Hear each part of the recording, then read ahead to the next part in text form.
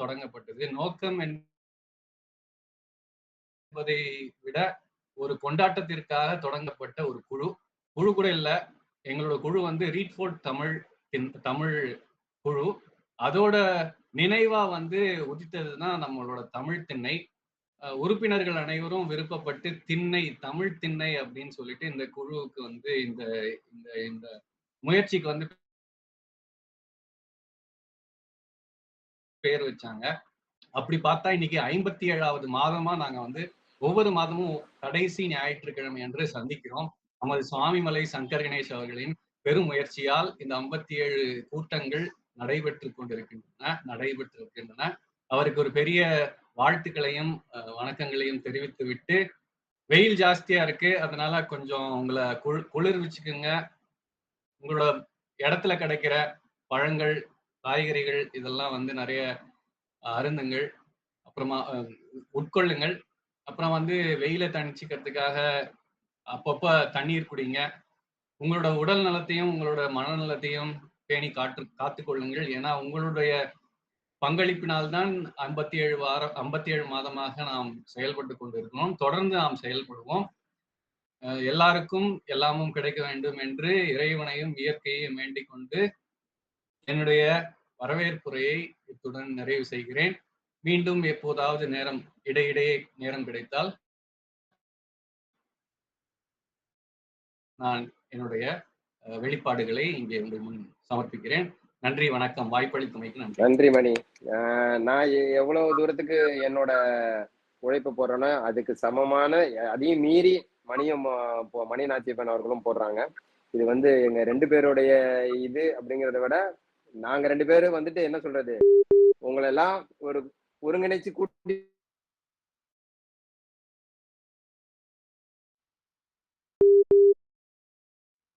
போற. சரியா? அதுதான் சரி. ரைட். நம்ம சொன்ன உடனே தண்ணீருக்குரிய அருந்திய அரசு மகனே ஆரம்பிக்கலாமா?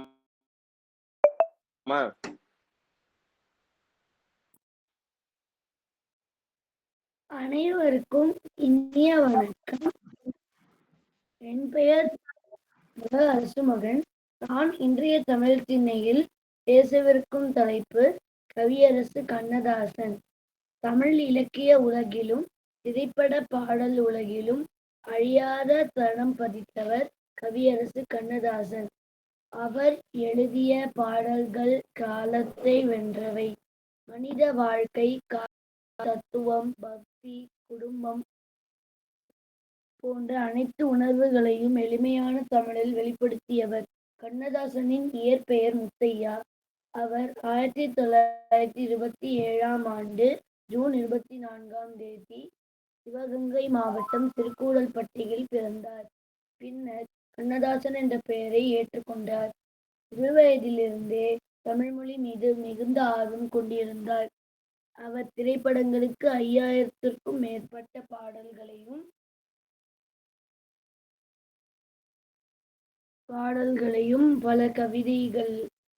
பல கவிதைகள், நாவல்கள், கட்டுரைகள் மற்றும் ஆன்மீக நூல்களையும் எழுதியுள்ளார். அவரது அர்த்தமுள்ள இந்து மதம் என்ற நூல் மிகவும் புகழ்பெற்றது. கண்ணதாசனின் பாடல்களின் சிறப்பு என்னவென்றால், சாதாரண மனிதனின் வாழ்க்கையை மிக எளிமையான வார்த்தைகளில் கூறியுள்ளார். அதனால் அவரது பாடல்கள் இன்று வரை அனைவராலும் விரும்பப்படுகின்றன. உதாரணமாக, கலங்கா திருமணமே என்ற பாடல் தன்னம்பிக்கையை ஊட்டுகிறது. மயக்கமா கலக்கமா என்ற பாடல் வாழ்க்கையில் வரும் சோதனைகளை தைரியமாக எதிர்கொள்ள வேண்டும் என்பதை உணர்த்துகிறது. அவரது பாடல்கள் வெறும் பொழுதுபோக்கிற்காக அல்ல, வாழ்க்கையை எப்படி வாழ வேண்டும் என்பதையும் கற்றுத்தருகின்றன. காதல், நட்பு, பெற்றோர் பாசம், இறை நம்பிக்கை, மனிதநேயம் போன்ற உயர்ந்த கருத்துக்களை அவர் தனது பாடல்களில் அழகாக எடுத்துரைத்துள்ளார். அவரது சிறந்த இலக்கிய பங்களிப்பிற்காக மக்கள் அவரை கவியரசு என்று அன்புடன் அழைத்தனர். அந்த பட்டம் அவரது கவித்திறனுக்கு கிடைத்த மிகப்பெரிய மரியாதை ஆகும். கண்ணதாசன் தனது வாழ்நாளில் பல சவால்களை சந்தித்தாலும் எழுத்தின் மூலம் மக்களின் இதயத்தில் என்றும் வாழும் இடத்தை பெற்றார். அவர் 1981ஆம் ஆண்டு அக்டோபர் மாதம் 17ஆம் தேதி மறைந்தார். ஆனால் அவரது படைப்புகள் இன்றும் நம்மிடையே உயிருடன் வாழ்கின்றன. இன்றைய இளைஞர்களும் மாணவர்களும் கண்ணதாசனின் நூல்களையும் பாடல்களையும் படித்தால் வாழ்க்கையை பற்றிய பல நல்ல சிந்தனைகளை பெற முடியும். தமிழ் மொழியின் இனிமையையும் ஆழத்தையும் அறிந்து கொள்ளவும் அவரது படைப்புகள் மிகவும் உதவுகின்றன. முடிவாக, கவியரசு கண்ணதாசன் ஒரு கவிஞர் மட்டுமல்ல, வாழ்க்கையை பாடலாக்கிய மாபெரும் சிந்தனையாளர். அவரது படைப்புகள் தமிழர்களின் இதயங்களில் என்றும் நிலைத்திருக்கும். நான் எனது அம்மாவுக்கு பிடித்த பாடல் கண்ணதாசன் எழுதியது நான் பாடப்போகிறேன். பரமசிவன் கழுத்தில் இருந்து பாம்பு கேட்டது, கருடா சௌக்கியமா, பரமசிவன் யாரும் இருக்கும் இடத்தில் இருந்து கொண்டால் எல்லாம் சௌக்கியமே, கருடன் சொன்னது அதில் அர்த்தம் உள்ளது. உயர்ந்த இடத்தில் இருக்கும்போது உலகம் உன்னை மதிக்கும், நிலைமை கொஞ்சம் இறங்கி வந்தால் நிழலும் கூட மிதிக்கும். உயர்ந்த இடத்தில் இருக்கும்போது உலகம் உன்னை மதிக்கும், நிலைமை கொஞ்சம் இறங்கி வந்தால் நிழலும் கூட மிதிக்கும். மரியாதா தலைவாசல் மிதிக்காதே என்று மானமுள்ள மனிதனுக்கு அவை சொன்னது, அதில் அர்த்தம் உள்ளது. பரமசிவன் கழுத்தில் இருந்து பாம்பு கேட்டது, கருடா சௌக்கியமா, யாரும் இருக்கும் இடத்தில் இருந்து கொண்டால் எல்லாம் சௌக்கியமே, கருடன் சொன்னது அதில் அர்த்தம் உள்ளது. வண்டி போற சக்கரங்கள் 2 மட்டும் வேண்டும், இரண்டி போன்று சிறியதென்றால் இந்த வண்டி ஓடும், முனை போலே அளவோடு உறவாட வேண்டும், உயர்ந்தோறும் தாழ்ந்தோறும் உறவு கொள்வது அது பெருமை என்பது அதில் அர்த்தம் உள்ளது. பரமசிவன் கழுத்தில் இருந்து பாம்பு கேட்டது, கருடா சௌக்கியமா, யாரும் இருக்கும் இடத்தில் இருந்து கொண்டால் எல்லாம் சௌக்கியமே, கருடன் சொன்னது அதில் அர்த்தம் உள்ளது. நீயும் நானும் சேர்ந்திருந்தோம் நிலவு வானம் போலே, நான் நிலவு போல சேர்ந்து வந்தேன் நீ வளர்ந்ததாலே. நீயும் நானும் சேர்ந்திருந்தோம் நிலவு வானம் போலே, நான் நிலவு போல சேர்ந்து வந்தேன் நீ வளர்ந்ததாலே. என்னுள்ளம் என்னை பார்த்து கேலி செய்யும் போது இல்லாதான் வாழ்வில் நிம்மதியேது, இது கணவன் சொன்னது, இது அர்த்தம் உள்ளது. பரமசிவன் கழுத்தில் இருந்து பாம்பு கேட்டது, கருடா சௌக்கியமா, யாரும் இருக்கும் இடத்தில் இருந்து கொண்டால் எல்லாம் சௌக்கியமே, கருடன் சொன்னது அதில் அர்த்தம் உள்ளது. பரமசிவன் கழுத்தில் இருந்து பாம்பு கேட்டது, கருடா சௌக்கியமா, யாரும் இருக்கும் இடத்தில் இருந்து கொண்டால் எல்லாம் சௌக்கியமே, கருடன் சொன்னது அதில் அர்த்தம் உள்ளது. நன்றி, வணக்கம். அருமை அருமை அரசுமகன். நன்றி. தமிழ் திண்ணைய ஊதாங்கோல் திண்ணையா மாத்தினதுக்கு நன்றி. நன்றி. நல்லா பாடின. நன்றி. அடுத்து சாந்தம்மா, நீங்க தயாரா? நீங்க பாடலாம். நீங்க பேசலாம். அனைவருக்கும் வணக்கம். தமிழ் திண்ணை ஒருங்கிணைப்பாளராக செயல்பட்டு கொண்டிருக்கின்ற திரு சுவாமிமலை சங்கர் கணேஷ் அவர்களுக்கும், திரு மணி நாச்சியப்பன் அவர்களுக்கும் என் முதற்கண் வணக்கத்தை தெரிவித்துக் கொண்டு, இந்த தமிழ் திண்ணையில் அமர்ந்திருக்கும் அனைத்து சகோதர சகோதரிகளுக்கும் என்னுடைய வணக்கத்தையும் வருகையையும் தெரிவித்துக் கொண்டு, பழமொழி என்று ஒரு 3 பழமொழி, ஒரு குறள், 2 கதைகள் சொல்லலாம் இருக்கேன். பழமொழியில வந்து கமுக்குமணி கத்தாழை காதில் கிடப்பது பித்தாலை. இது வந்து அதாவது உண்மையில இதை பார்க்கும் பொழுது கமுக்குமணி கத்தாழைனா ஒரு ஆடம்பரமா ஒண்ணுமே இருக்காது, வெளித்தோற்றத்திற்கு ஆடம்பரமா இருப்பாங்க. ஆனா உள்ள போய் பார்த்தோம்னா ஒண்ணுமே இருக்காது. அதுதான் கமுக்குமணி கத்தாழை காதில் கிடப்பது பித்தாலைன்னு இந்த ஒரு பழமொழியா சொல்றாங்க. ஏழைக்கு ஏற்ற எள்ளூரண்டை, குருவிக்கு ஏற்ற ராமேஸ்வரம். ஏழைக்கு ஏற்ற எள்ளூரண்டை பிடிக்கிறது நமக்கு தெரியும். நம்ம கொஞ்சம் ஸ்வீட் சாப்பிடுறவங்க, சுமாரா இருக்கிறவங்க ஒரு எள்ளூரண்டையை வாங்கி சாப்பிடுவோம். ரொம்ப வசதியா இருக்கிறவங்க நல்ல 100-200 ரூபாய்க்கு பலகாரங்கள் வாங்கி, இனிப்புகள் வாங்கி சாப்பிடுறது வழக்கம். இது வந்து அந்த நாள்ல பள்ளிக்கூடத்துல படிக்கும் பொழுது இந்த வாசல்ல ஒரு வயசான அம்மா உட்கார்ந்துருப்பாங்க. ஜவ்வு மிட்டாய், இந்த எள்ளுருண்டை இதெல்லாம் வச்சிருப்பாங்க. இதெல்லாம் இப்ப காணவே காணோம். அதெல்லாம் எள்ளுருண்டை எல்லாம் உடம்புக்கு நல்லது. அதை வாங்கி சாப்பிட்டுட்டு இதனோட ஸ்நாக்ஸ் பெருசா ஒன்றும் வீட்டுல கொடுத்து விட மாட்டாங்க. அப்பெல்லாம் அதெல்லாம் கிடையாது. அது மாதிரி ஏழைக்கு ஏற்ற உள்ள எள்ளுருண்டை, குருவிக்கு ஏற்ற ராமேஸ்வரம். குருவிக்கு ஏற்ற ராமேஸ்வரங்கிறது குறி வைத்தால் தப்பாது ராமசரம். ராமசரம் அப்படிங்கிறது வந்து ராமனுடைய கையில் இருக்கிற அம்பு. குறி வைத்தால் தப்பாது ராமசரம். அது ஒரு நில், ஒரு சொல், ஒரு வில். ஒரு நில்ங்கிறது ஒரு மனைவி அவருக்கு, ஒரு சொல், ஒரு வார்த்தை, சொன்ன வார்த்தையை தவற மாட்டார், மீற மாட்டார்.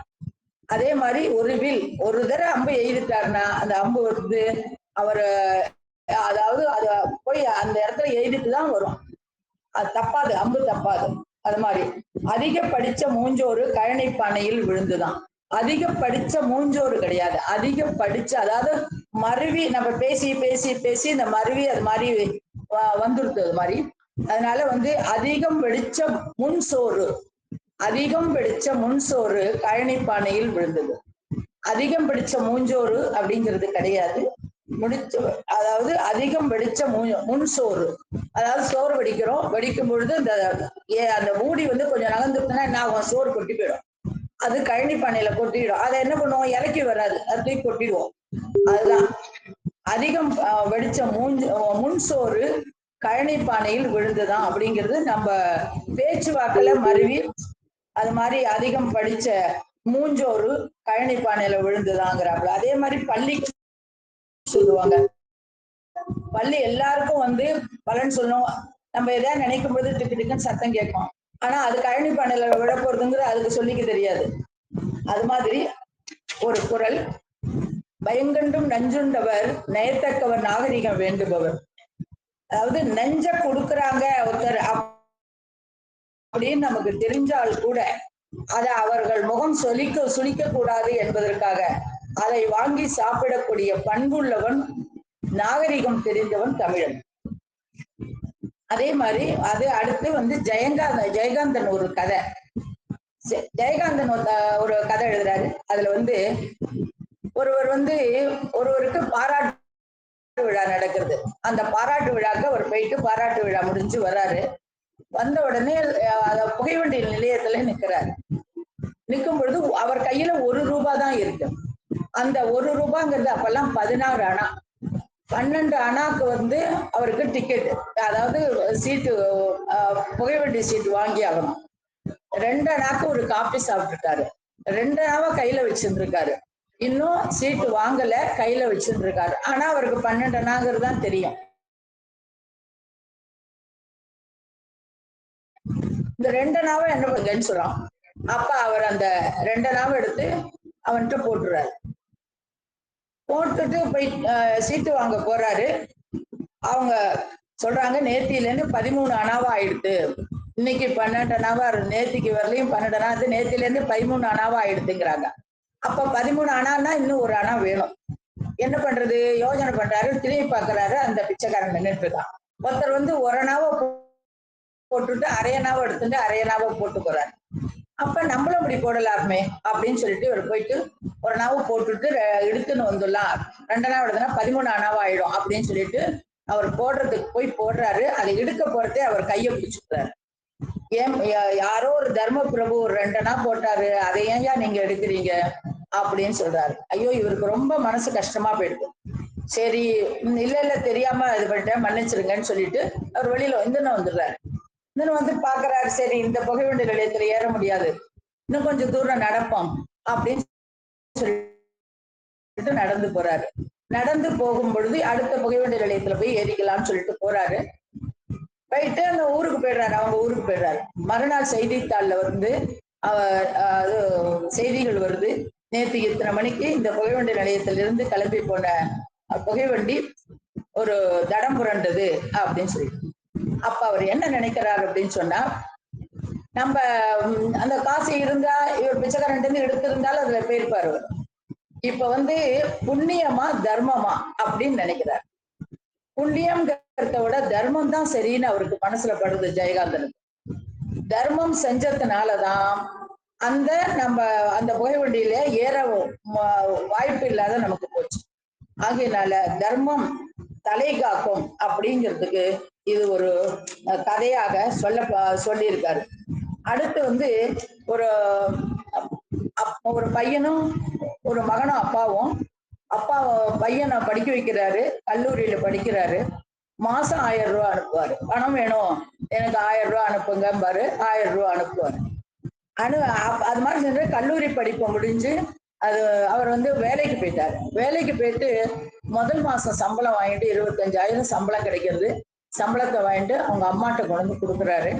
அம்மாட்ட கொடுத்துட்டு இந்த சம்பளத்தை வந்து அப்பாட்ட கொடுங்கம்மா அப்படிங்கிறாரு.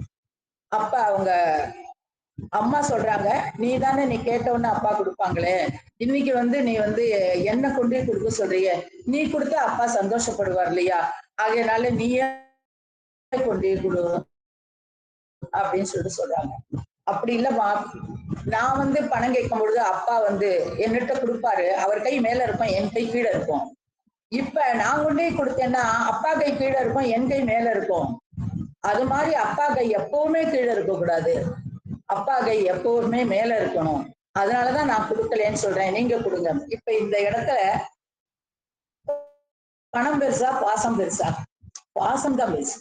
பாசத்துக்கு தான் முதலிடம் கொடுக்குறாங்க. அதே மாதிரி காளிதாஸ், கவிஞர் காளிதாஸ் என்ன பண்றாரு, ஒரு ஊருக்கு போறாரு, போயின்னு இருக்காரு. அவருக்கு ரொம்ப தாகம் எடுக்கும். அங்க ஒரு கேணியில வந்து ஒரு பெண்மணி வந்து தண்ணி அரைச்சிட்டு இருக்காங்க. அங்க போய் ரொம்ப தாகமா இருக்குமா, கொஞ்சம் தண்ணி கொடுங்கிறாரு. தண்ணி தண்ணி நீங்க யாருன்னு கேட்கிறாங்க அந்த அம்மா. நான் ஒரு வழிபோக்கன். வழிபோக்கன்னா 2 பேர் தான், ஒன்னு சூரியன், ஒன்னு சந்திரன். கிழக்கால போறது, மேற்கால வருது, இதுதான் மாறி மாறி போயிட்டு இருப்பாங்க. ஆகையினால இது இல்லை, நீங்க வேற யாரும் நீங்க சொல்லுங்க அப்படிங்கிறாங்க. அப்ப அவர் சொல்றாரு, சரி நான் வந்து ஒரு விருந்தாளின்னு வச்சுங்களேன், தண்ணி கொடுக்க தாகம் எடுக்குது அப்படிங்கிறார். விருந்தாளின்னா 2 பேர் தான். இந்த அம்மா 2ங்கிறத விட மாட்டேன்.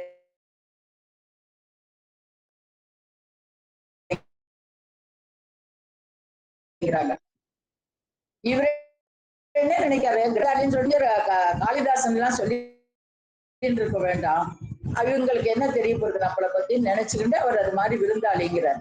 விருந்தாளின்னா 2 பேர் தான், ஒண்ணு மரணம், இன்னொன்னு நோய். இது 2 தான் சொல்லாம வரும். இது 2 நீ இல்ல, நீ யாரு சொல்லு அப்படிங்கிறாங்க. சரி, அப்புறம் நான் ஒரு பிடிவாதக்காரன்னு வச்சுங்களேன் அப்படிங்கிறாங்க.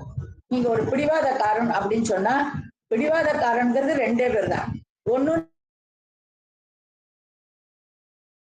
நகம், ஒண்ணு முடி. நீங்க இல்ல, நீங்க யாரு?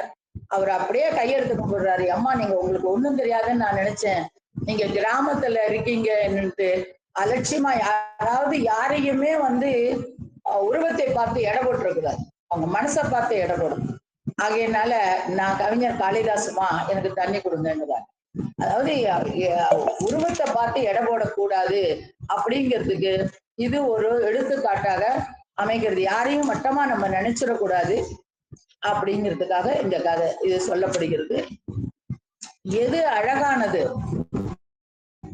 எரிவதில் தீபம் அழகானது, சுடுவதில் சூரியன் அழகானது, சுற்றுவதில் புவி அழகானது, வளர்வதில் பிறை அழகானது, மின்னுவதில் விண்மீன் அழகானது, தவழ்வதில் குழந்தை அழகானது, குதிப்பதில் கடல் நீர் அழகானது, விழுவதில் அருவி அழகானது, உறைவதில் பனி அழகானது,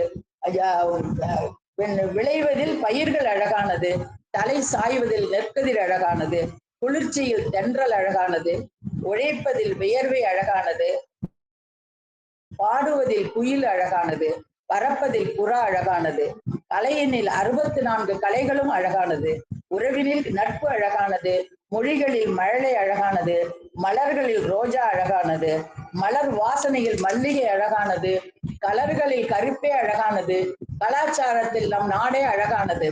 இத்தனைக்கும் இதற்கு மேலேயும் எப்போதும் தாய்மை அழகானது.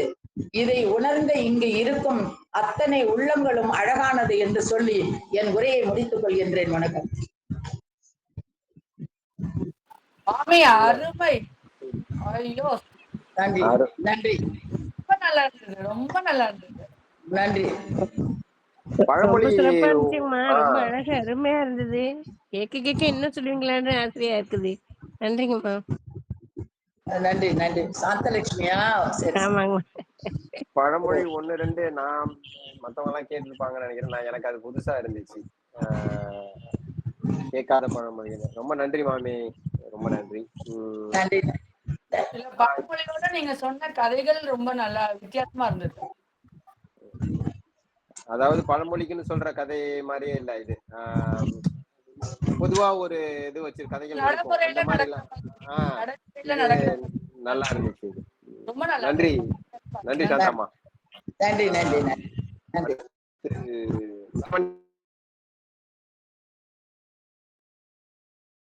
தயாரா? அனைவருக்கும் இனிய மாலை வணக்கம். அன்பு நண்பர்கள், இது சிறப்பாக நடத்தி கொண்டிருக்கும் நம்முடைய மணி ஐயா அவர்களுக்கும் சங்கர் ஐயா அவர்களுக்கும், தொடர்ந்து ஒவ்வொரு மாதமும் பல்வேறு தலைப்புகளில் தமிழ் முடிந்த அளவுக்கு தமிழ் மொழியிலேயே ஆங்கில கலப்பு இல்லாமல் பேசிக் கொண்டிருக்கின்ற நம்முடைய நண்பர்கள் அனைவருக்கும், இன்று வருகை தந்திருக்கின்ற அனைவருக்கும் என்னுடைய மனமார்ந்த வணக்கத்தை தெரிவித்துக் கொள்கின்றேன். இன்று நான் பேச எடுத்துக்கொண்ட தலைப்பு நம்முடைய ஆசீர்வாதங்கள் அப்படிங்கிறதுதான். எல்லாருக்குமே ஆசீர்வாதங்கள் இருக்குதா அப்படின்ற ஒரு கேள்வியை முதல்ல முன்வைக்கிறேன். எல்லாருக்குமே ஆசீர்வாதங்கள் இருக்குதா? நண்பர்களே பதில் சொல்லுங்கள். இருக்கு இருக்கு. கொஞ்சமா இருக்கா? நிறைய இருக்கு. மணி ஐயா அவருடைய சத்தம் அதிகமாக. உங்கள் முகம் தெரியவில்லை ஐயா, முகத்தை காட்டிக் கொண்டு சொல்லவும். நிறைய இருக்கிறது. ஓகே, சரி, நன்றி நண்பர்களே, நன்றி. இப்ப எல்லாருக்குமான ஆசீர்வாதம் வந்து ரொம்ப அதிகமா இருக்கு அப்படிங்கிறது எல்லாருக்கும் தெரிஞ்சிருக்கு. அது எந்தெந்த விதத்துல இருக்கு ஆசீர்வாதங்கள் அப்படின்னு நினைக்கிறீங்க? அப்பா அம்மா கிட்ட இருந்து. நன்றி நன்றி. ஆசீர்வாதங்கள் வந்து அப்பா அம்மா, உடல் நலம், பெற்றோர், ஓகே, சரி, பெற்ற குழந்தைகள். நன்றி நண்பர்களே.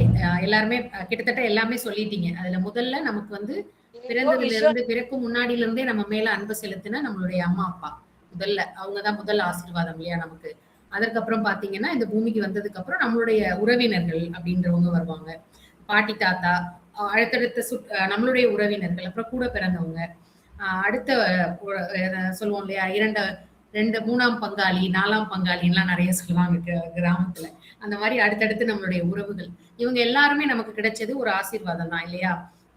ஏன்னா இந்த இவ்வளவு பெரிய உலகத்துல யாருமே இல்லைன்னு ஏக்கப்படுறவங்க நிறைய பேர் இருக்காங்க. இதே கணத்துல நம்ம எல்லாருமே இப்போ ஒரு 20 பேர் கிட்ட இங்க பேசிட்டு இருக்கோம். யாருமே இல்லையே நமக்குன்னு ஏங்கி போய் தவிச்சிட்டு இருக்கிற உயிர்கள் எத்தனையோ இருக்கு இந்த உலகத்துல. ஆனா இத்தனை பேரை நமக்கு சுத்தி படைச்ச அந்த இது எல்லாமே நமக்கான ஆசீர்வாதங்கள் தான். அப்பா அம்மா, தாத்தா பாட்டி, நம்ம கூட பிறந்தவங்க, நம்மளுடைய உறவுகள். அதற்கு அடுத்து இது வந்து முதல்ல நம்மளுடைய ஒரு ஆசீர்வாதமா இருக்கும். ஒரு 3 வயசுக்கு அப்புறம் நம்மள வந்து பள்ளிக்கூடம் அப்படிங்கிற ஒரு இடத்துக்கு கொண்டு போய் விடுவாங்க. அங்க நமக்கு கிடைச்ச ஆசீர்வாதங்கள் தான் நம்மளுடைய ஆசிரியர்கள். மாதா பிதா குரு தெய்வம் சொல்ற மாதிரி அதுக்கப்புறம் நமக்கு வர்ற அந்த வந்து ஆசீர்வாதம் கொடுக்கறது, அதிகமா கொடுக்கறது வந்து நம்முடைய ஆசிரியர்கள். அந்த ஆசிரியர்கள் வழியாக நம்ம வந்து கல்வி அப்படிங்கிற ஒரு செல்வத்தை வந்து இன்னும் ரொம்ப சிறப்பா, ரொம்ப சரியான வழியில கத்துக்கிறதுக்கான ஒரு வாய்ப்புகளை வந்து அந்த பள்ளிக்கூடம் அப்படிங்கிற இடம் நமக்கு வந்து கொடுக்குது. அதுக்கப்புறம் அங்கே கிடைக்கின்ற நண்பர்கள், பள்ளியில தான் அதிகமா நம்மளுடைய நண்பர்கள் நட்பு வட்டம் தொடங்குகிறது அப்படிங்கறது சொல்றோம் அப்படின்னா அது வந்து நம்மளுடைய படிக்கின்ற காலத்துலதான். அது வந்து மிகப்பெரிய ஆசீர்வாதம். ஏன்னா நமக்காக இவ்வளவு நாள் நம்ம அந்த 3 வயசு வரைக்கும் நம்ம கிடைச்ச ஆசீர்வாதங்கள் எல்லாமே கடவுள் நமக்கு கொடுத்தது, அது வழியாக நம்ம வந்தது. இது நம்மளுடைய கொஞ்சம் அறிவையும் பயன்படுத்தி நம்மளை சுத்தி இருக்கிறத வச்சு நம்மளா தேர்ந்தெடுக்கிறது தான் அந்த நட்புங்கிற ஒரு விஷயம். அது எவ்வளவு பெரிய ஆசீர்வாதம் அப்படிங்கறத எல்லாருமே உங்களோட வாழ்க்கையில இவ்வளவு நாள்ல பல தடவை உணர்ந்திருப்பீங்க. அந்த நட்போட ஆசீர்வாதத்தினால பல சந்தோஷமான தருணங்களை வந்து எல்லாருமே கடந்து வந்திருப்போம். அது மிகப்பெரிய ஆசீர்வாதம். இதற்கு அடுத்து பாத்தீங்க அப்படின்னா நமக்கு வந்து நம்மள நல்லது சொல்றவங்க மாதிரி எங்கேயோ ஒரு இடத்துல பார்த்து பழகி இருப்போம். பெருசா நட்பு இருக்காது. ஆனா ஒரு நேரம் பாக்குறவங்க அவங்க ஒரு உதவி செய்யறது மூலமா அதுல கிடைச்சது, அந்த மாதிரி நிறைய நல்ல நண்பர்களை தாண்டி பொதுவா இருக்கின்ற மக்கள்ல நமக்கு கிடைத்தவர்கள், பக்கத்து வீட்டுக்காரவங்க, ஏத்த வீட்டுக்காரங்க, அடுத்த தெருக்காரங்க அப்படின்லாம் நிறைய பேர் வந்து நல்லதை வந்து தேடி தேடி நமக்காக செய்வாங்க, சொல்லுவாங்க, நம்ம சொல்றதை பொறுமையா கேட்பாங்க. இந்த மாதிரியானவர்கள் நமக்கான ஆசீர்வாதங்கள் அப்படின்னு சொல்லலாம். இதை தாண்டி நமக்கு வந்து சிலர் யாருன்னே தெரியாது, போற வழியில ஏதோ ஒரு உதவிய சட்டு நம்ம வந்து பஸ்ல பேருந்துல ஏறுறதா இருக்கலாம், ஏறும் பொழுது வேகமா நமக்கு கை பிடிச்சு தூக்கி விடுறவங்களா இருக்கலாம், இல்ல நம்மளுடைய புத்தக பைய வாங்கி வைக்கிறவங்களா இருக்கலாம். இப்படி ஒவ்வொருவரும் நம்ம சந்திக்கின்ற ஒவ்வொரு மனிதர்களுமே நமக்காக அனுப்பப்பட்டவர்கள் தான், நமக்கான ஒரு ஆசீர்வாதமா அங்க வெவ்வேறு விதமா. இப்ப சில சமயங்கள்ல நம்ம நினைப்போம், இந்த இக்கட்டுல என்னை காப்பாத்தினாங்க, கடவுளே அந்த ரூபத்துல வந்து மனுஷ ரூபத்துல வந்து என்னை காப்பாத்திட்டாரு, நிறைய இடத்துல நம்ம சொல்லியிருப்போம். அப்ப இவங்க எல்லாருமே நமக்கு அனுப்பப்பட்ட ஆசீர்வாதங்கள்னு எடுத்துக்கலாம். இப்ப இவ்வளவு நேரம் நம்ம மனிதர்களை பத்தியே தான் பேசிட்டு இருந்தோம் இல்லையா? இப்ப இதை தாண்டி வேற என்னெல்லாம் ஆசீர்வாதங்கள் இருக்கு? ஏற்கனவே சில அவங்க பதில் சொன்னாங்க. உடல் நலம் அப்படின்னு சொன்னாங்க. ஆமா, அதான் முதல்ல வந்து நம்மளுடைய உடல் நலம், அடுத்து நமக்கு கிடைத்த அந்த கல்வி, இந்த கல்வியின் வழியாக நமக்கு கிடைக்கின்ற வேலை, அதன் மூலமாக கிடைக்கின்ற சம்பாத்தியம், சில நேரங்களில் அந்த வேலை அந்த பதவி காரணமாக நமக்கு கிடைக்கின்ற மதிப்பு மரியாதை கூட ஒரு மிகப்பெரிய ஆசீர்வாதம் தான். அதுல ஏதாவது தவறு நேர்ந்தால் மொத்தமாக அவ்வளவு நாள் சேர்த்து வச்ச அத்தனை மரியாதையுமே போயிருது.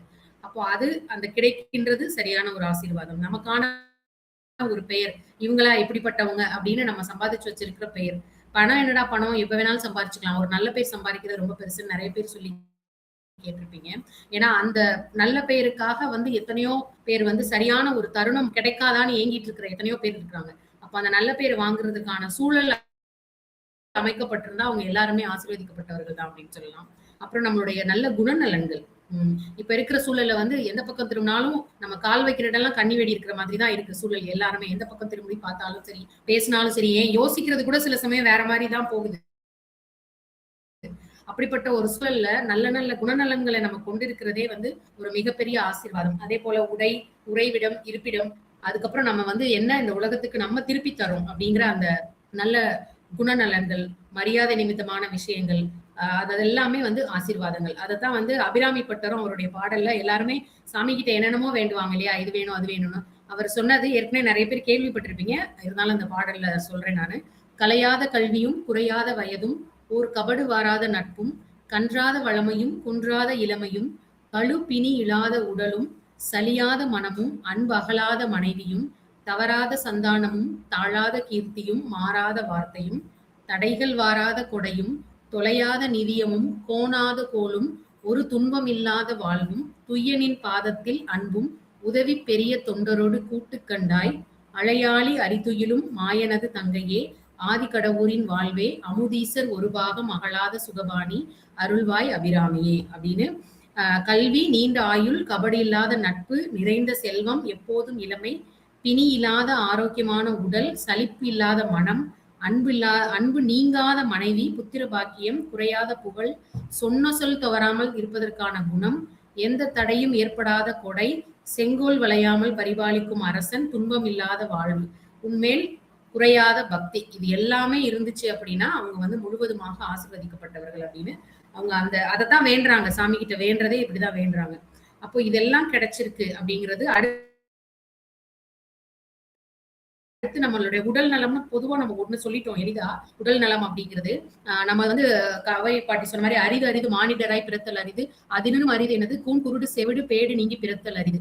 அதையும் தாண்டி நமக்கு வந்து நல்ல அறிவு, ஞானம், இந்த கல்வி இதெல்லாம் கிடைச்சதுன்னா இது ஏன்னா இப்ப வந்து அதிகமா அந்த உடல் உறுப்பு தானம் அப்படிங்கிற ஒரு விஷயம் எல்லாரும் கேள்விப்பட்டிருப்பீங்க.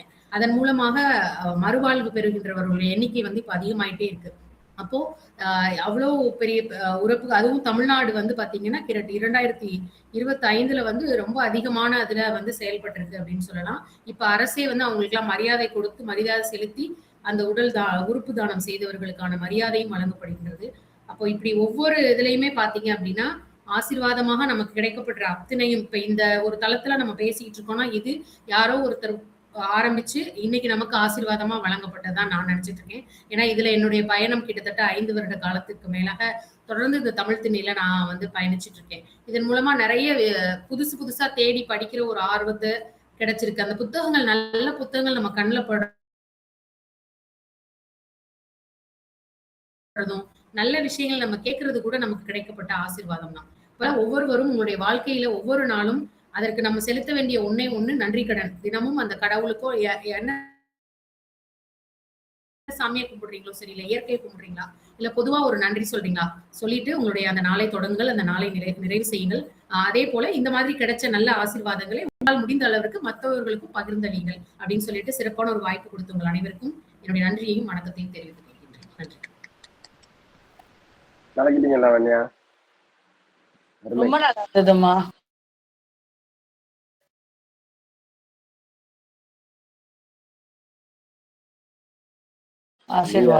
தமிழ் திணைக்கு ஒரு ஆசீர்வாதம் தான். ரொம்ப சிறப்பான ஒரு ஸ்பீச் வரீங்கம்மா. ரொம்ப நல்லா பேசுனீங்க, நல்லா இருந்தது. ஆசீர்வாதம்னா இன்னும் நிறைய எவ்வளவோ பாருங்க. நன்றி. அருமை லாவண்யா மேம், சிறப்பான உரை. அழகா தமிழ்ல அழகா எல்லாமே சொன்னீங்க, கேட்கறதுக்கு சிறப்பா இருந்துச்சு. நன்றி அம்மா. நன்றி தமிழ் திண்ணைக்கு. நன்றி அனைவருக்கும் நன்றி. லாவண்யா மேம் சூப்பரா இருந்தது. அபிராமி அந்தாதி பாட்டு நீங்க சொல்லும் போதே கையெடுத்து கும்பிட்டுட்டாரு மேம். அந்த அளவுக்கு அப்படியே உள்ள கூட்டு போயிட்டீங்க அபிராமி அந்தாதியில. அருமை அருமை, சூப்பர். சூப்பர் சொல்லக்கூடாது, சாரி, அருமை. சாரியும் சொல்லக்கூடாது, என்ன சொல்றது, அருமை அருமை. நன்றி. இதுதான் தமிழ் திண்ணையோட சிறப்புமா. சொல்றத உணர்ந்து நம்ம மாத்துறதுதான். இதெல்லாம் எங்களுடைய மணி வாத்தியார், அவருக்கு தான் நாங்க நன்றி சொல்லணும். மணி ஐயா நன்றி. நன்றி, மிக்க மகிழ்ச்சி, மிக்க நன்றி. எங்களுடைய தலைமை ஆசிரியர் ரொம்ப என்ன சொல்றது, கண்டிப்போட இருப்பார். கண்டிப்பான ஆசிரியர். கக்கக்க போ சங்கரையா, கக்கக்க போ. அதேதான். நன்றி. சிவகனி தூங்கலாம். அனைவருக்கும் இனிய மாலை வணக்கம்.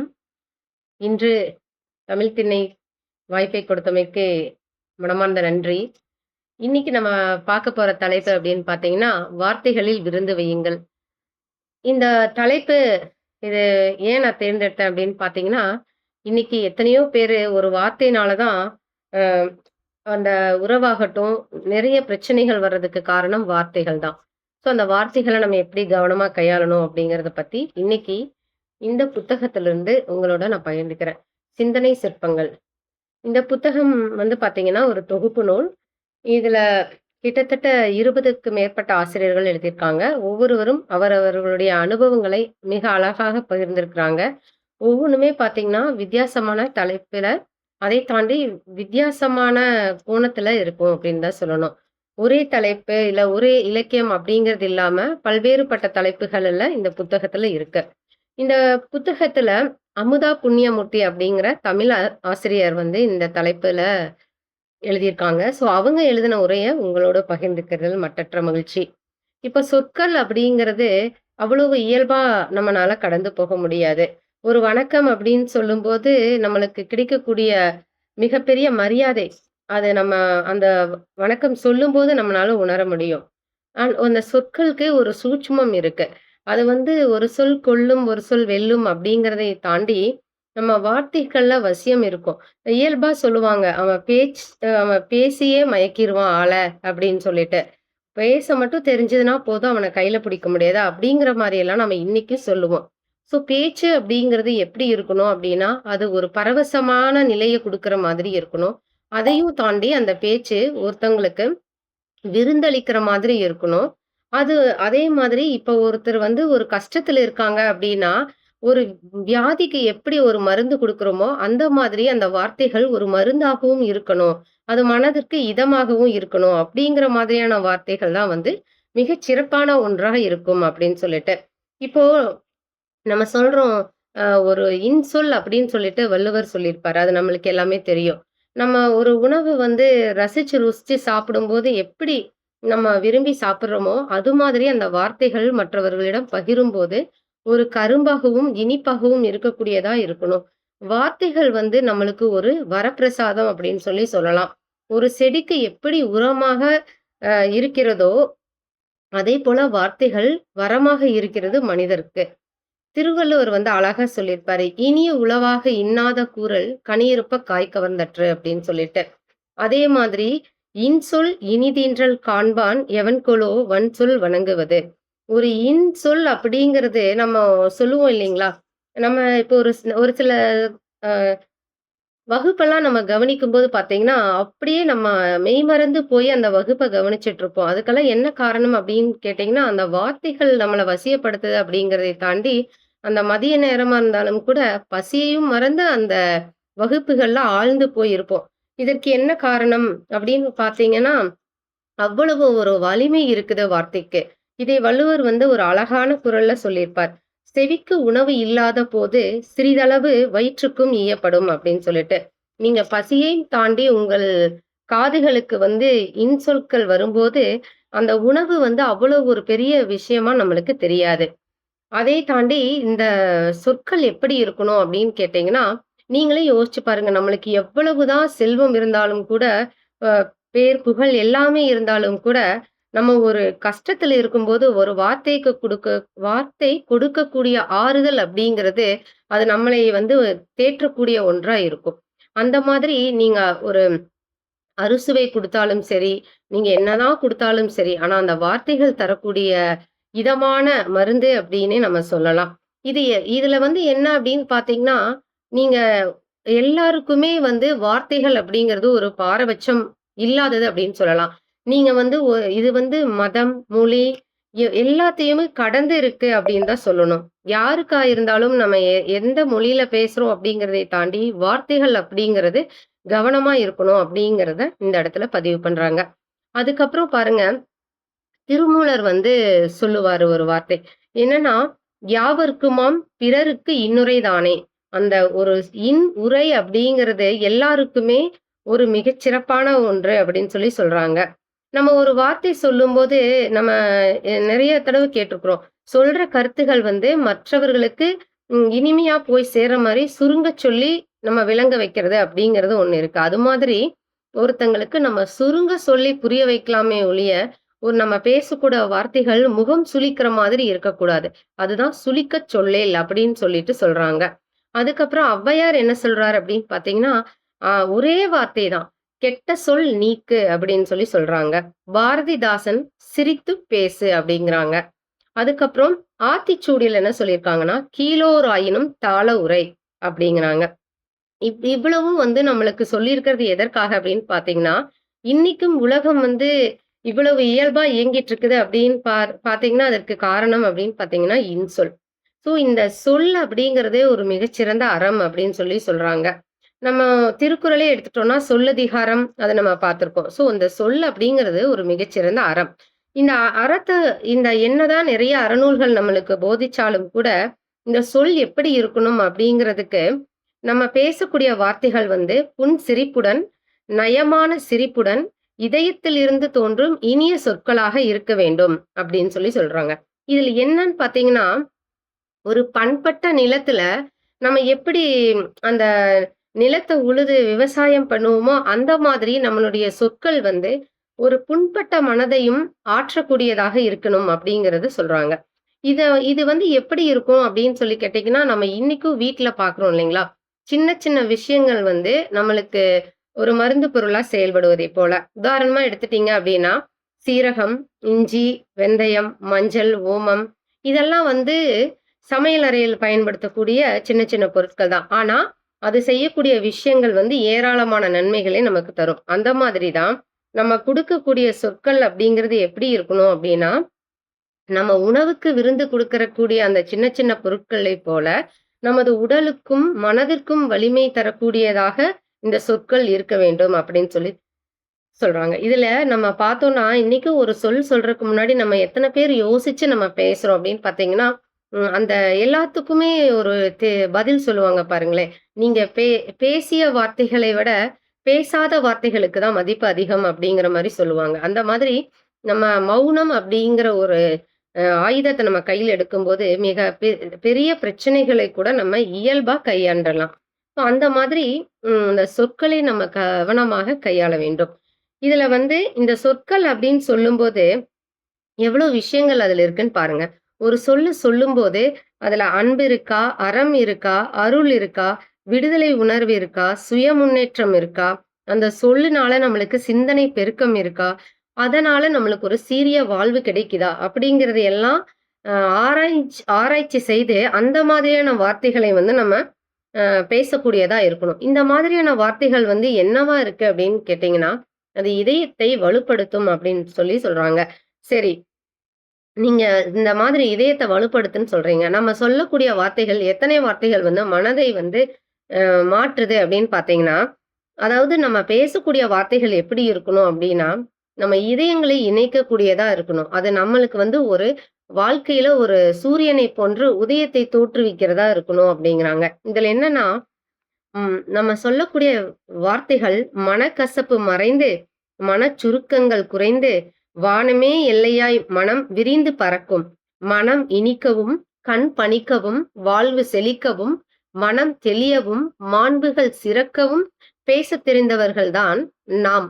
இன்னைக்கு நம்ம தளத்துல இருக்கிற ஒவ்வொருவருமே, இன்னைக்கு இவ்ளோ தூரத்துல நம்ம உயர்ந்து ஒரு வெற்றியான இருக்கோம் அப்படின்னா, அதற்கு நம்ம பேசிய வார்த்தைகள் தான் காரணம். சரி, இவ்வளவு வார்த்தைகள பத்தி நம்ம சொல்றோமே, நம்ம பேசிட்டு இருக்கிற வார்த்தைகள்னால நம்மளுடைய வாழ்க்கை திருப்திகரமாக இருக்கிறதா அப்படின்னு கேட்டீங்கன்னா, நிச்சயமாக தான். இதற்கு முன்னாடி பேசினாங்க இல்லையா லாவண்யா மேடம். அவங்க சொன்னாங்க ஆசீர்வாதங்கள் அப்படின்னு சொல்லிட்டு. ஸோ இந்த வார்த்தைகள் கூட நம்மளுக்கு மிகப்பெரிய வரம் தான். ஏன்னா, விலை கொடுக்க முடியாத விருந்து அப்படின்னு சொன்னோம்னா, அது வார்த்தைகளின் விருந்து தான். இந்த வார்த்தைகள்னால நம்மளுக்கு என்னெல்லாம் லாபம் கிடைக்குது அப்படின்னு பார்த்தீங்கன்னா, இவ்வளோ பெரிய மிகப்பெரிய நட்பு வட்டாரம் இருக்கு. அதை தாண்டி நம்ம பேசக்கூடிய வார்த்தைகள் தான் அந்த நாளையே ஒரு இனிமையான நாளாக மாற்றுது அப்படின்னு சொல்லலாம். சரி, அதுல சொல்லுவாங்க இல்லையா? விலையில்லா இன்சொற்களின் மதிப்பு விலை மதிக்க முடியாத அளவை விட உயர்ந்தது அப்படின்னு சொல்லிட்டு. இப்ப வார்த்தையில வந்து மயங்கி எத்தனையோ பேர் வந்து நம்ம இன்னைக்கும் பார்த்தீங்கன்னா, என்ன பண்றதுன்னு தெரியாம ஓடிட்டு இருக்காங்க வாழ்க்கையில. நம்ம நெறைய பேர் பார்த்தீங்கன்னா, ஒரு சில நேரங்கள்ல நம்மளே வந்து நெனச்சு பார்ப்போம். அன்னைக்கு நம்மள எவ்ளோ பேர் நம்மள வாழ்த்துனாங்களே அப்படின்னு சொல்லிட்டு, அந்த வார்த்தைகள நெனச்சு மகிழ்ச்சி ஆவோம். அதை தாண்டி நம்ம ஒரு கஷ்டமான சூழ்நிலையில இருக்கும்போது ஆறுதல் சொன்ன வார்த்தைகள நெனச்சு பார்ப்போம்.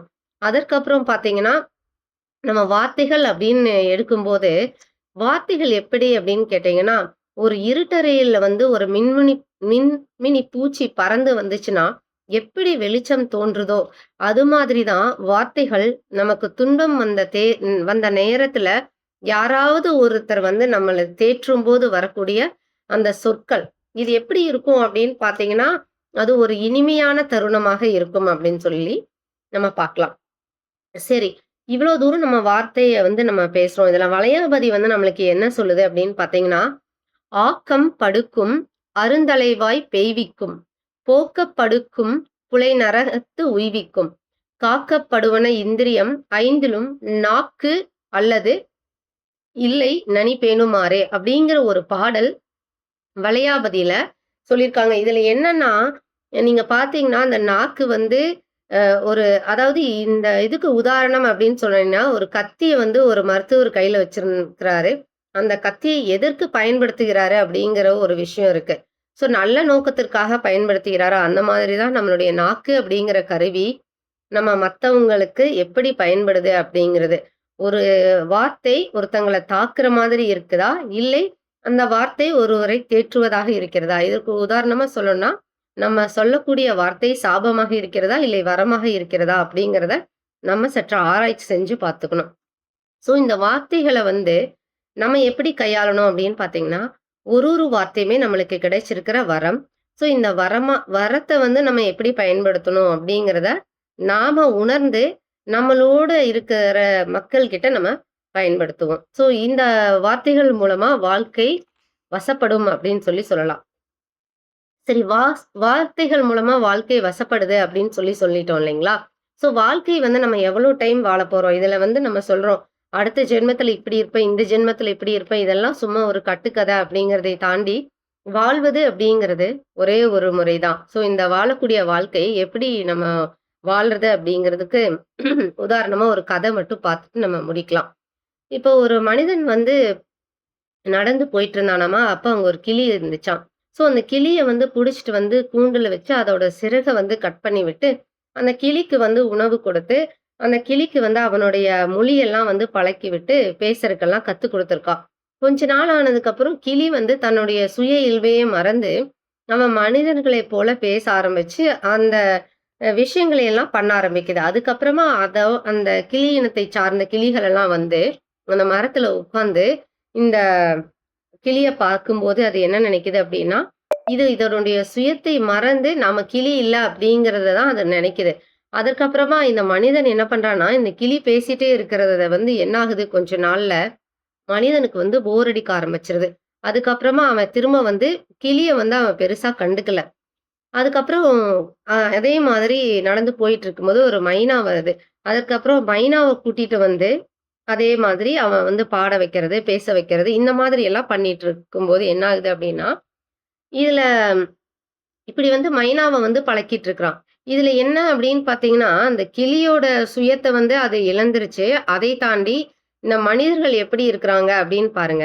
அவங்களோட விஷயங்கள் நம்ம எத தேடணும் அப்படிங்கிறதை தாண்டி, வாழ்க்கையில எத நோக்கி போயிட்டுருக்கிறோம் அப்படிங்கிறதையே மறந்து, அதாவது தன்னுடைய நிலையையும் மறந்து, நம் தேடலையும் மறந்து, நம்ம உழைப்பையும் மறந்து, எதை எதற்காக நம்ம வாழ வந்திருக்கோம் அப்படிங்கிற நம்மளுடைய முகவரி, அந்த சுயம் அப்படிங்கிறதையே மறந்து இருக்கிறோம் இப்போ.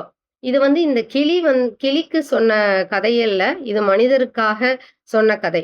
இதில என்னன்னா, இயற்கை வந்து எல்லாருக்குமே வந்து ஒரே மாதிரி தான் இருக்கு. இந்த இயற்கையின் பிரபஞ்ச விதி அப்படின்னு பார்த்தீங்கன்னா, ஒருத்தங்களுக்கு அதிகமாவும், இன்னொருத்தங்களுக்கு கம்மியா அப்படி இல்ல. எல்லாருக்குமே இயற்கை அப்படிங்கிறது பொதுவானதா தான் இருக்கு. ஆனா, அத நாம எப்படி பயன்படுத்துறோம் அப்படிங்கிறது இந்த இடத்துல ஒரு கேள்விக்குறியா இருக்கு. ஸோ நம்மளுக்கு கிடைக்கிற வாழ்க்கையில நம்மளுக்கான ஒரு சிறப்பு என்ன அப்படிங்கிறது நம்ம தெரிஞ்சுட்டு, ஸோ அத அடையறக்கு நம்ம என்ன முன்னேற்ற பாதைய நோக்கி போயிட்டுருக்கோம் அப்படிங்கிறத புரிஞ்சுக்கணும். இது இல்லாம நம்ம இன்னைக்கு எப்படி இருக்கிறோம் அப்படின்னா, நெறைய தேடல தேடி போயிட்டு, ஒரு தெளிவான திட்டமிடல் இல்லாம ஓடிக்கிட்டே இருக்கிறது. இந்த மாதிரி இருந்ததுன்னா, நம்ம ஒரு இலக்கில்லாத பயணம் எப்படி இருக்கும் அப்படின்னா, இந்த சிறகில்லாத பறவை போல தான் நமது வாழ்க்கையும் மாறிப்போகும் அப்படின்னு சொல்லலாம். இதுல இதுக்கு ஒரு உதாரணமா ஒரே ஒரு பாடல் ஒண்ணு வந்து அமுதா மேடம் அவங்க சொல்லியிருக்காங்க. அமுதா அம்மா. என்ன சொல்லியிருக்காங்கன்னா, குழந்தை கவிஞர் வள்ளியப்பா அவர்கள் வந்து என்ன சொல்றாங்கன்னா, ஒரு முறை வந்து ஈ இருக்கு இல்லையா? பறக்கிற ஈ. அதுக்கு வந்து அதோட பேர் வந்து மறந்துருச்சாமா. அப்போது அந்த ஈ வந்து என்ன சொல்லுச்சாமா, அந்த பக்கத்துல இருக்கிற எல்லாத்தையும் பார்த்து கேட்டதா இந்த பாடல் வந்து அவர் எழுதியிருப்பாரு. இங்க நான் படிக்கிறேன். "கொழு கொழு கன்றே என் பெயர் என்ன? கன்றின் தாயே என் பெயர் என்ன? தாயை மேய்க்கும் ஆயனே என் பெயர் என்ன? ஆயன் கைக் கோலே என் பெயர் என்ன? கோலோடிருக்கும் கொடிமரமே என் பெயர் என்ன? கொடிமரத்துக் கொக்கே என் பெயர் என்ன? கொக்கு வசிக்கும் குளமே என் பெயர் என்ன? குளத்தில் வாழும் மீனே என் பெயர் என்ன? மீன் பிடிக்கும் வலைஞனே என் பெயர் என்ன? வலைஞன் கைக் கலயமே என் பெயர் என்ன? கலயம் செய்யும் குயவனே என் பெயர் என்ன? குயவன் கை மண்ணே என் பெயர் என்ன? மண்ணில் வளரும் புல்லே என் பெயர் என்ன? புல்லைத் தின்னும் குதிரையே என் பெயர் என்ன?" என்று ஈ கேட்க, குதிரை ஈ ஈ என சிரித்ததாமா. இப்பதான் வந்து ஈக்கு தன்னோட பேரே நினைவுக்கு வந்த மாதிரி இந்த பாடல வள்ளியப்பா அவர்கள் வந்து எழுதியிருப்பாங்க. இந்த மாதிரி மனிதர்கள் என்ன நினைக்கிறோம் அப்படின்னு பார்த்தீங்கன்னா, நம்மளோட ஊர் எது? நாம யாரு? நம்மளுடைய முன்னோர்கள் யாரு? நம்மளுடைய தலைமுறையில் நடக்கக்கூடிய விஷயங்கள் என்ன? இது எல்லாத்தையுமே மறந்து, அந்த பாரம்பரியம், கலாச்சாரம், பண்பாடு இது எல்லாத்தையுமே மறந்து வந்தோம், அ தின்றோம், வாழ்ந்தோம், சென்றோம் அப்படிங்கிற மாதிரி இல்லாம இருக்கணும் அப்படிங்கிறத இந்த இடத்துல சொல்லியிருப்பாங்க. இதுல எப்படி சொல்லியிருப்பாங்கன்னா, குலப்பெருமை என்ன என்பதை எல்லாம் மறந்து, திண்ணை கண்ட இடத்தில் தூங்கி, சோறு கண்ட இடத்தில் தின்று, கூழை கும்பிடு போட்டு, வெறும் உடம்பை வளர்ப்பதால் என்ன கிடைத்துவிடும்? இந்த மாதிரி வாழ்க்கை வாழ்வதால, நம்மளுக்கு வந்து சொல்லப்போனா அலுப்பு தான் இருக்குமே ஒழிஞ்சு, அந்த வாழ்க்கையில ஒரு புகழ் அப்படிங்கிறது இருக்காது. ஸோ, இந்த மானிட வாழ்க்கை அப்படிங்கிறது நம்மளுக்கெல்லாம் கிடைத்த ஒரு மகத்தான வாழ்க்கை. வாழ்க்கை அப்படிங்கிறது ஒரே ஒரு முறைதான். அதை வாழ்ந்து பார்ப்போம். மாண்புகள் எட்ட வளர்ப்போம். அனைவருக்கும் நன்றி வாய்ப்பு கொடுத்தமைக்கு. நன்றி சிவகணி, நன்றி. ரொம்ப அழகாக இருந்துச்சு. அந்த அழ வள்ளியப்பா அவர்களுடைய பாடல் ரொம்ப நல்லா இருந்துச்சு சொன்னது. மங்கை,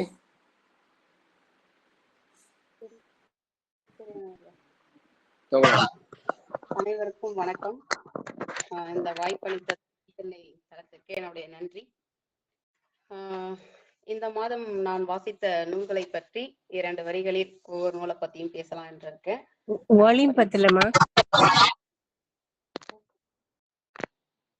இப்ப கேக்குதுங்களா? சரியா இருக்கு. முதலில் நான் எடுத்துக்கொள்ளும் நூல் வந்து பதேர் பாஞ்சாலி நிதர்சனத்தின் பதிவுகள், எஸ் ராமகிருஷ்ணன் அவர்களுடைய கட்டுரை தொகுப்பு. இது வந்து ஒரு பெங்காலி நாவல். பதேர் பாஞ்சாலின்றது இதனுடைய ஆசிரியர் வந்து விபூதி பூஷன் பந்தோபாத்யாயா அவங்களுடைய நாவலை எடுத்து படமா எடுத்தது. இந்த படம் வந்து எப்படியும் ஒரு 50-60 வருஷமாவது ஆயிருக்கும். இத வந்து எஸ் ராமகிருஷ்ணன் அவர்கள் வந்து கட்டுரை தொகுப்பா 2006 வந்து வெளியிட்டிருக்காங்க. உயிர்மை பதிப்பகம் தான் இதை வெளியிட்டிருக்கு. அதாவது ஒரு படத்தை எடுத்துக்கிட்டு அந்த படத்தை முதலிலிருந்து ஆரம்பம் வரைக்கும் என்ன சொல்றது, ஒரு புகைப்படமா எப்படி வர்ணிக்கலாம், அதை பத்தி எப்படி பேசலாம் அப்படின்றத ஒரு சிற்பம் வடிக்கிற மாதிரி இந்த ஆசிரியர் இந்த நூலை வந்து வடிச்சிருக்கிறாரு அப்படின்னு சொல்லணும். அவ்வளோ சிறப்பா ஒவ்வொரு கதாபாத்திரத்தை பத்தியும் அப்படி எழுதியிருக்காங்க அந்த கதையை. அது ஒரு பெங்காலி படம், பெங்காலி நாவல். இந்த நூலை வாசிச்சுட்டு இது கிட்டத்தட்ட ஒரு 150 பக்கம் இருக்கு. இந்த படத்துல பங்கு பெற்ற கதாபாத்திரங்கள், அந்த படத்தை எடுத்த சத்யஜித் ரே, படம் எடுத்த ஒரு டைரக்டர் தான் சொல்றது, இயக்குனர், அவரை பத்தி ஒவ்வொருத்தவங்களை பத்தியும் அவ்வளோ சிறப்பா சொல்லியிருக்காரு. நான் இந்த நூலை வாசிச்சுட்டு உடனே அந்த படத்தையும் இணையத்துல போயிட்டு பார்த்துட்டேன். அது முழுமையா பெங்காலில தான் இருக்கு. ஆனா அந்த படம் பாக்குறதுக்கு ரொம்ப பொறுமை வேணும். அவ்வளோ சிறப்பா நடிச்சிருக்காங்க. ஒரு பழங்குடி மக்கள் எப்படி எல்லாம் வந்தாங்க, அதாவது ஒரு வார்த்தை அதனுடைய வர்ணனை, அதனுடைய இடம், அதெல்லாம் அவ்வளோ சிறப்பா இந்த நூல்ல சொல்லியிருக்கிறாரு ஆசிரியர். ஸோ இந்த மன்னிக்கணும். அதனால இந்த நூலை கண்டிப்பா வாங்கி வாசிங்க. முடிந்தா இதற்கப்புறம் அந்த நாவலை பத்தி நான் அப்புறம் அந்த நாவல் அந்த நூல் வாங்கி வச்சிருக்கேன், படிச்சுட்டு அந்த நாவலை பத்தியும் பேசலாம். இதுலயே எல்லாத்தையும் சொல்லிட்டாங்க, ஆனா நாவலும் வாங்கி வச்சிருக்கேன். அவ்வளவு சிறப்பா இருக்கு இந்த நூல். இது முதல் நூல். 2வது நூல் வந்து வாசனை, சுந்தர் ராமசாமி அவர்களுடைய தேர்ந்தெடுக்கப்பட்ட சிறுகதைகள். இந்த நூல்ல பாத்தீங்கன்னா இது வந்து காலச்சுவடி பதிப்பகம் தான் இதை வெளியிட்டிருக்காங்க. 2003 இது வெளிவந்திருக்கு. இதுல பாத்தீங்கன்னா மொத்தமா ஒரு 21 கதைகள் இருக்கு, மன்னிக்கணும் 26 கதைகள் இருக்கு. பல கதைகள் எல்லாருக்கும் தெரிஞ்சிருக்கலாம்.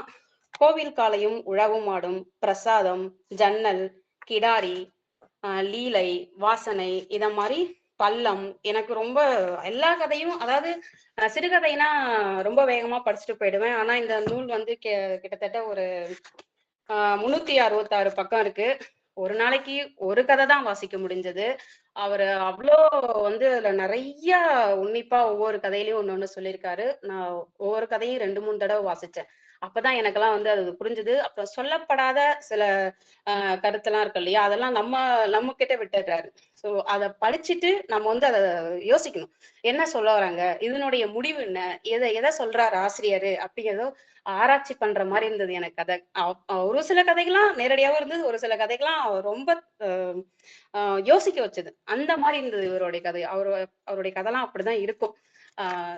அது எல்லா கதையும் படிச்சதுல எனக்கு அவ்வளோ ஒரு திருப்தியாகவும் இருந்தது.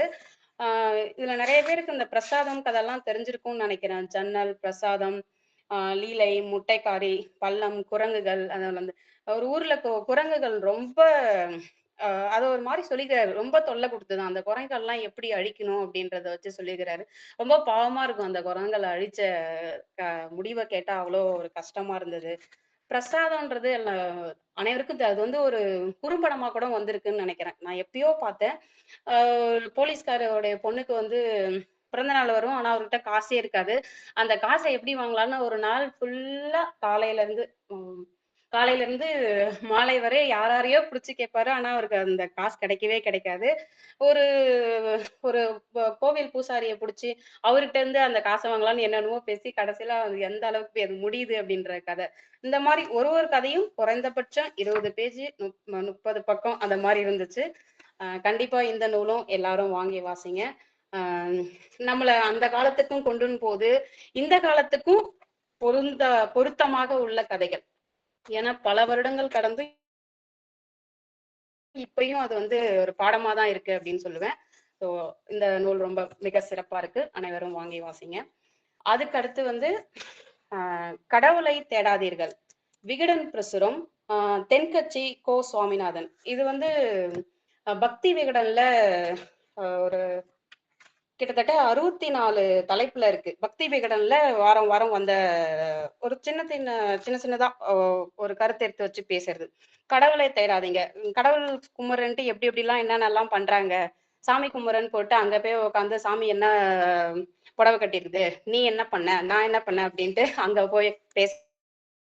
அத மாதிரிலாம் இல்லாம நான் கடவுளுக்காக இதெல்லாம் செய்யணும் அப்படின்னு அதை வந்து இவரு சின்ன சின்ன கருத்துக்களா சொல்லி 2 பக்கம் தான் ஒரு தலைப்புக்கும் ஒரே நாள்ல படிச்சுட்டேன். இதுவும் ஒரு 150 பக்கம் இருக்கும். இவரது படிக்கிறது ரொம்ப சுலபமா இருந்தது. முதல்ல வாசிக்கிறவங்களுக்கு இவருடைய நூல் ரொம்ப சிறப்பா இருக்கும். டக்குன்னு படிச்சு முடிச்சிடலாம். அதுல கருத்தும் இருக்கு, நகைச்சுவையும் இருக்கு, எல்லாம் சேர்ந்த ஒரு கலவையா இவருடைய நூல் இருந்தது. நான் ஃபர்ஸ்ட் டைம் முதல் தடவையாக இவருடைய நூலை வாசித்ததுல எனக்கு ஒரு அவ்வளவு திருப்தி. இதுக்கப்புறம் இவரோட நூல் நிறைய வாங்கி வாசிக்கணும் அப்படின்ற ஒரு அவா. இந்த நூல் எல்லாரும் வாங்கி வாசிங்க. அதுக்கடுத்து வந்து அபாய நோயாளி. இது வந்து ஒரு மொழிபெயர்ப்பு கதை. தி டெர்மினல் மேன் இல்லைன்னா டேஞ்சரல் மேன், இது இங்கிலீஷ்ல வந்த ஒரு திரைப்படம். அதை வந்து தமிழ்ல மொழிபெயர்த்திருக்கிறாங்க ராகி ரங்கராஜன் அப்படின்றவர். இது ரொம்ப ரொம்ப ரொம்ப பழைய நூல். 2004 தான் பதிப்பு வந்திருக்கு. அதான் இந்த படம் வந்து ரொம்ப முன்னாடி வந்தது. இதை தமிழ்ல மொழிபெயர்த்திருக்காங்க. என்ன இது ஒரு கதைனா ஒரு சுவாரஸ்யமான விஞ்ஞான கதை அப்படின்னு சொல்லிக்கலாம். ஒருத்தருக்கு வந்துட்டு இந்த உடம்பு முடியல, அவருக்கு வந்து மூளை வந்து சரியா வேலை செய்யல அப்படின்ட்டு அவருக்கு ஒரு அறுவை சிகிச்சை பண்றேன்ட்டு ஒரு என்ன சொல்றது நுண்கருவியை வந்து அவர் தலையில வச்சுட்டு அவருடைய உணர்ச்சிகள்லாம் எப்படி இருக்குன்னு ஒரு குட்டி குட்டியா இணைப்பு கொடுத்து அதை ஆராய்ச்சி பண்ற மாதிரி இந்த கதை. அப்படி கொடுக்கறதுனால அவர் சிறப்பா இருக்கிறாரா இல்லையா அப்படின்றத முடிவுல சொல்லியிருப்பாங்க. இதுவும் ரொம்ப ஈஸியா இருந்தது. இது மொழிபெயர்ப்பு கதைன்னே சொல்ல முடியாது. அவர் அவ்வளோ சிறப்பா அவ்வளோ ஒரு அழகான தமிழ்ல வந்து இதை மொழிபெயர்த்துக்கிறார். ராகி ரங்கராஜன் 1927 அந்த அப்ப பிறந்தவர். இது நூல் வந்து 1946 அவர் மொழிபெயர்த்திருக்கிறார். இதுவும் ஒரு சிறப்பான நூல். கண்டிப்பா எல்லாரும் வாசிக்கலாம். அதுக்கடுத்து வந்து மாயவன் காதலி. இதனுடைய ஆசிரியர் வந்து இந்திரா சௌந்தரராஜன். இதுல வந்து கலரும் காதலும் கைகோர்த்து மிரட்டும் விறுவிறுப்பான புதினம் அப்படின்னு முதல் தலைப்பிலேயே வந்து கொடுத்திருக்காங்க. 2012 வந்த ஒரு நூல். இதுவும் பாத்தீங்கன்னா பாக்கியா நாளிதழ்ல வந்து வாரம் வாரம் தொடரா வந்த ஒரு கதை. எப்படின்னா மலைவாழ் மக்கள்ல இருக்கிற ரொம்ப சிற்பப்பட்ட ஒரு மக்கள், அதை வந்து ஒரு அரசியல்வாதிகள் வந்து அவங்கள ஏமாத்தி அவங்க சொத்தெல்லாம் எப்படி திருடுறாங்க, அதனால அவங்க எவ்வளவு கஷ்டப்படுறாங்க, அரசியல்வாதியால மலைவாழ் மக்களை எப்படி கஷ்டப்படுத்துறாங்க, அதுக்கு ஒரு தலைவர் இருப்பாரு, அந்த தலைவர் என்ன செய்யறாரு, அவங்க குடும்பங்களுடைய நிலைமை என்ன அப்படிலாம்ன்றது வந்து ரொம்ப விறுவிறுப்பா சொல்றாரு. இது ஒரு 360 பக்கம் இருக்கு. ஒரே நாள்ல படிச்சுட்டேன். ஏன்னா அது அவ்வளவு சுவாரஸ்யமா இருந்தது. உட்கார்ந்து ஒரே நாள்ல படிச்சு முடிச்சுட்டேன் நானு. இவருடைய நாவெல்லாம் என்ன சொல்றது பக்தி சம்பந்தமா இருக்கும் இவருடைய நாவல். இந்த நாவல் வந்து விறுவிறுப்பா பல திருப்பங்களோடு பல சுவாரஸ்யமா இருந்தது நாவல். ஸோ அனைவரும் இந்த நூலும் வாங்கி வாசிக்கலாம். அதுக்கு அடுத்த நூல் வந்து திருவேணி சங்கமம். இதனுடைய ஆசிரியர் வந்து சிவசங்கரி. வானதி பதிப்பகம் தான் அதை வெளியிட்டு இருக்காங்க. இது வந்து 1973 வந்த நூல். இதுவும் வந்து ஒரு நாவல். இது ஒரு குடும்ப கதை மாதிரி. அந்த காலகட்டத்துக்கு ஏத்த மாதிரி கணவன் மனைவி, அவங்களுக்கு குழந்தை இல்லைன்னா என்ன ஆகும். கல்லூரி படிக்கிறப்ப அவருக்கு வந்து ஒரு உறவு இருக்கும், அந்த உறவை விட்டுட்டு போயிட்டாங்க. அப்புறம் ஒரு 10 வருஷம் கழிச்சு அவங்களுக்கு தெரியுது அந்த குழந்தைய வந்து வளர்க்கறது எப்படி அப்படின்னு. அதை வச்சு பல திருப்பு முனைகளோட கதையை சொல்லியிருக்காங்க. இதுவும் சுவாரஸ்யமா இருக்கு. நாவல் படிக்கிறவங்களுக்கு ரொம்ப சுவாரஸ்யமா இருக்கும். நல்லா இருந்தது. இந்த நூலும் வாங்கி வாசிக்கலாம். அதுக்கடுத்து வந்து தி ஜானகிராமன் அவர்களுடைய சிறுகதை தொகுப்பு. அதுல வந்து ஒரு 12 கதை இருக்கு. அதனுடைய தலைப்பு வந்து மனிதாபிமானம். 1981 வந்த ஒரு சிறுகதை தொகுப்பு. ஆனா இந்த கதையெல்லாம் வார இதழில் அப்பப்போ வந்தது. 1956 இருந்து 1981 வரைக்கும் வந்து ஒரு கதையா கொடுத்துருக்காங்க. இதுவும் வந்து அந்த காலத்துக்கு நம்மளை கூட்டுன்னு போயிடுது. ரொம்ப ஒவ்வொரு கதையும் ரொம்ப யோசிக்க வைக்குது. இப்படி இல்லாம இருந்தது அப்பெல்லாம் மக்கள் வந்து கஷ்டப்பட்டாங்களா அப்படின்றது. மனிதாபிமானம், மனநாக்கு, பாட்டியா வீட்டில் குழந்தை காட்சி, அவனும் இவனும் நானும், வீடும் வெளியும், சாப்பாடு போட்டு 40 ரூபாய், தேடல், அருணாச்சலமும் பட்டும், ஆயா, சுளிப்பு, ஆடை, கிழவரை பற்றி ஒரு கனவு. அது மாதிரி 12 கதை. இந்த ஆயா இந்த கதை வந்து எனக்கு ரொம்ப அது ஒரு மாதிரி கொஞ்சம் குழப்பி நேரடியா சொல்லாம மறைமுகமா அந்த கதையை வந்து சொல்லியிருக்கிறாரு. ஒரு ஒரு ரொம்ப என்ன சொல்றது, ஏழ்மை குடும்பத்துல ஒரு பையனுக்கு வந்து வேலை தேட போய் அவங்க அம்மா இப்படி எல்லாம் கஷ்டப்பட்டாங்க அப்படின்றதுலாம் அவ்வளோ ஒரு சிறப்பா அதை சொல்லியிருக்கிறாரு. அதே மாதிரி சுளிப்புன்ற கதை. ஒரு சின்ன பையன், அவனுக்கு வந்து ஸ்கூல்ல கணக்கு சொல்லி கொடுக்கறதுக்கு அந்த ஆசிரியருடைய பங்கு என்ன அப்படின்றத அப்படி சொல்லியிருக்காரு. ஆடைன்ற கதை வந்து அதாவது சினிமாவுல நடிக்கிறப்ப கண்ணா பின்னான்னு ஆடை போட்டுட்டு, ஆனா அது அவங்க அந்த வாழ்க்கை அந்த காலத்துக்கு அப்ப மட்டும்தான், அந்த வயசுல மட்டும்தான். அது வயசான பிறகு அந்த வாழ்க்கை உங்களுக்கு ஒத்து வராது அப்படின்ற ஒரு கருத்துல அந்த கதையை சொல்லியிருக்கிறாரு. எல்லா கதையுமே 12 கதையுமே ரொம்ப சிறப்பா இருந்தது. இந்த நூலும் வாங்கி அனைவரும் வாசிங்க. அதுக்கடுத்து பாத்தீங்கன்னா, இது வந்து சிறுவர் நூலு, திருக்குறள் கதைகள், வானதி பதிப்பகம். இது தொகுத்தர் வந்து ஆர் பொன்னம்மாள். இதுல வந்து ஒரு திருக்குறளை வச்சு நிறைய மகாபாரதம், சிலப்பதிகாரம், அந்த கதையில இருந்து ஒரு சின்ன சின்ன கருத்து எடுத்து ஒரு திருக்குறளை வச்சு இதுல வந்து சொல்லியிருக்காங்க. இது சிறுவர்களுக்கு பொருத்தமான ஒரு கதை நூலு. அதுக்கடுத்து யோகா, எல்லா வயதினருக்கும் ஏற்ற எளிய பயிற்சி 100, ரத்தின சக்திவேல் அப்படின்றவருடைய ஆசிரியர். இதுல ஒரு 100 பயிற்சி கொடுத்துருக்காங்க. ஏற்கனவே யோகா பண்ணன்றதுனால எனக்கு இது ரொம்ப பயனுள்ளதா இருந்தது.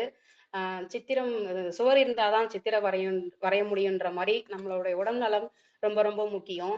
அதனால நீங்க கண்டிப்பா ஒரு நாளைக்கே 1 மணி நேரம் அனைவரும் உடற்பயிற்சி செய்யுங்க.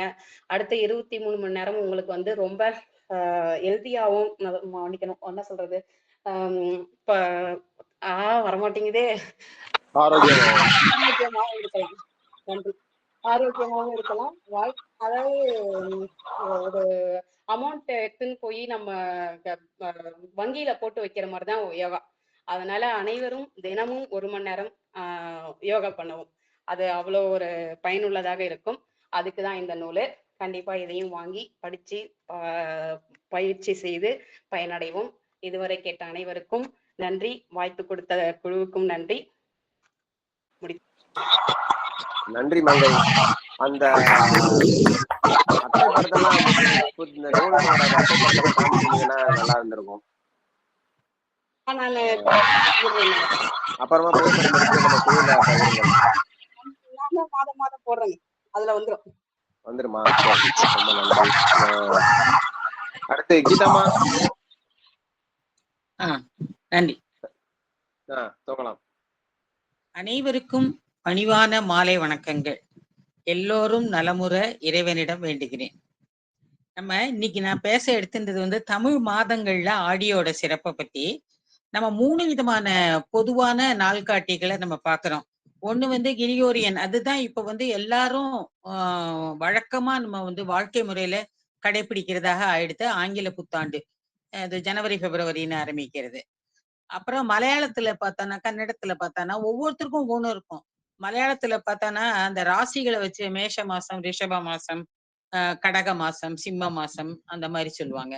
நம்ம தமிழ்ல அழகழகா அந்தந்த மாதத்துக்குரிய ஒவ்வொரு சிறப்போட அதுக்கு பேர் வச்சு சித்திரை வைகாசி எல்லாருக்கும் தெரியும். அந்த 12 மாதங்கள்ல எந்த மாதங்கள் ரொம்ப சிறப்புன்னு பார்த்தா 3 மாசத்த சொல்லுவாங்க.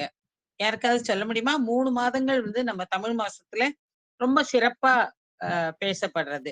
மார்கழி, தை, ஆடி. சித்திரை, தை, மார்கழி. ஆமா. ஆடி மாதம் வந்து ரொம்ப விசேஷம்.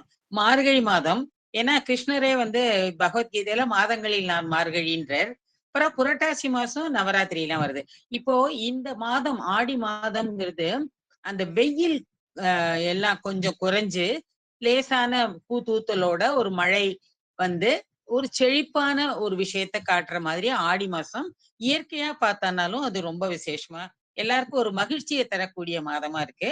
இது போக அதுக்கு ஆன்மீக சிறப்புகளும் நிறைய உண்டு.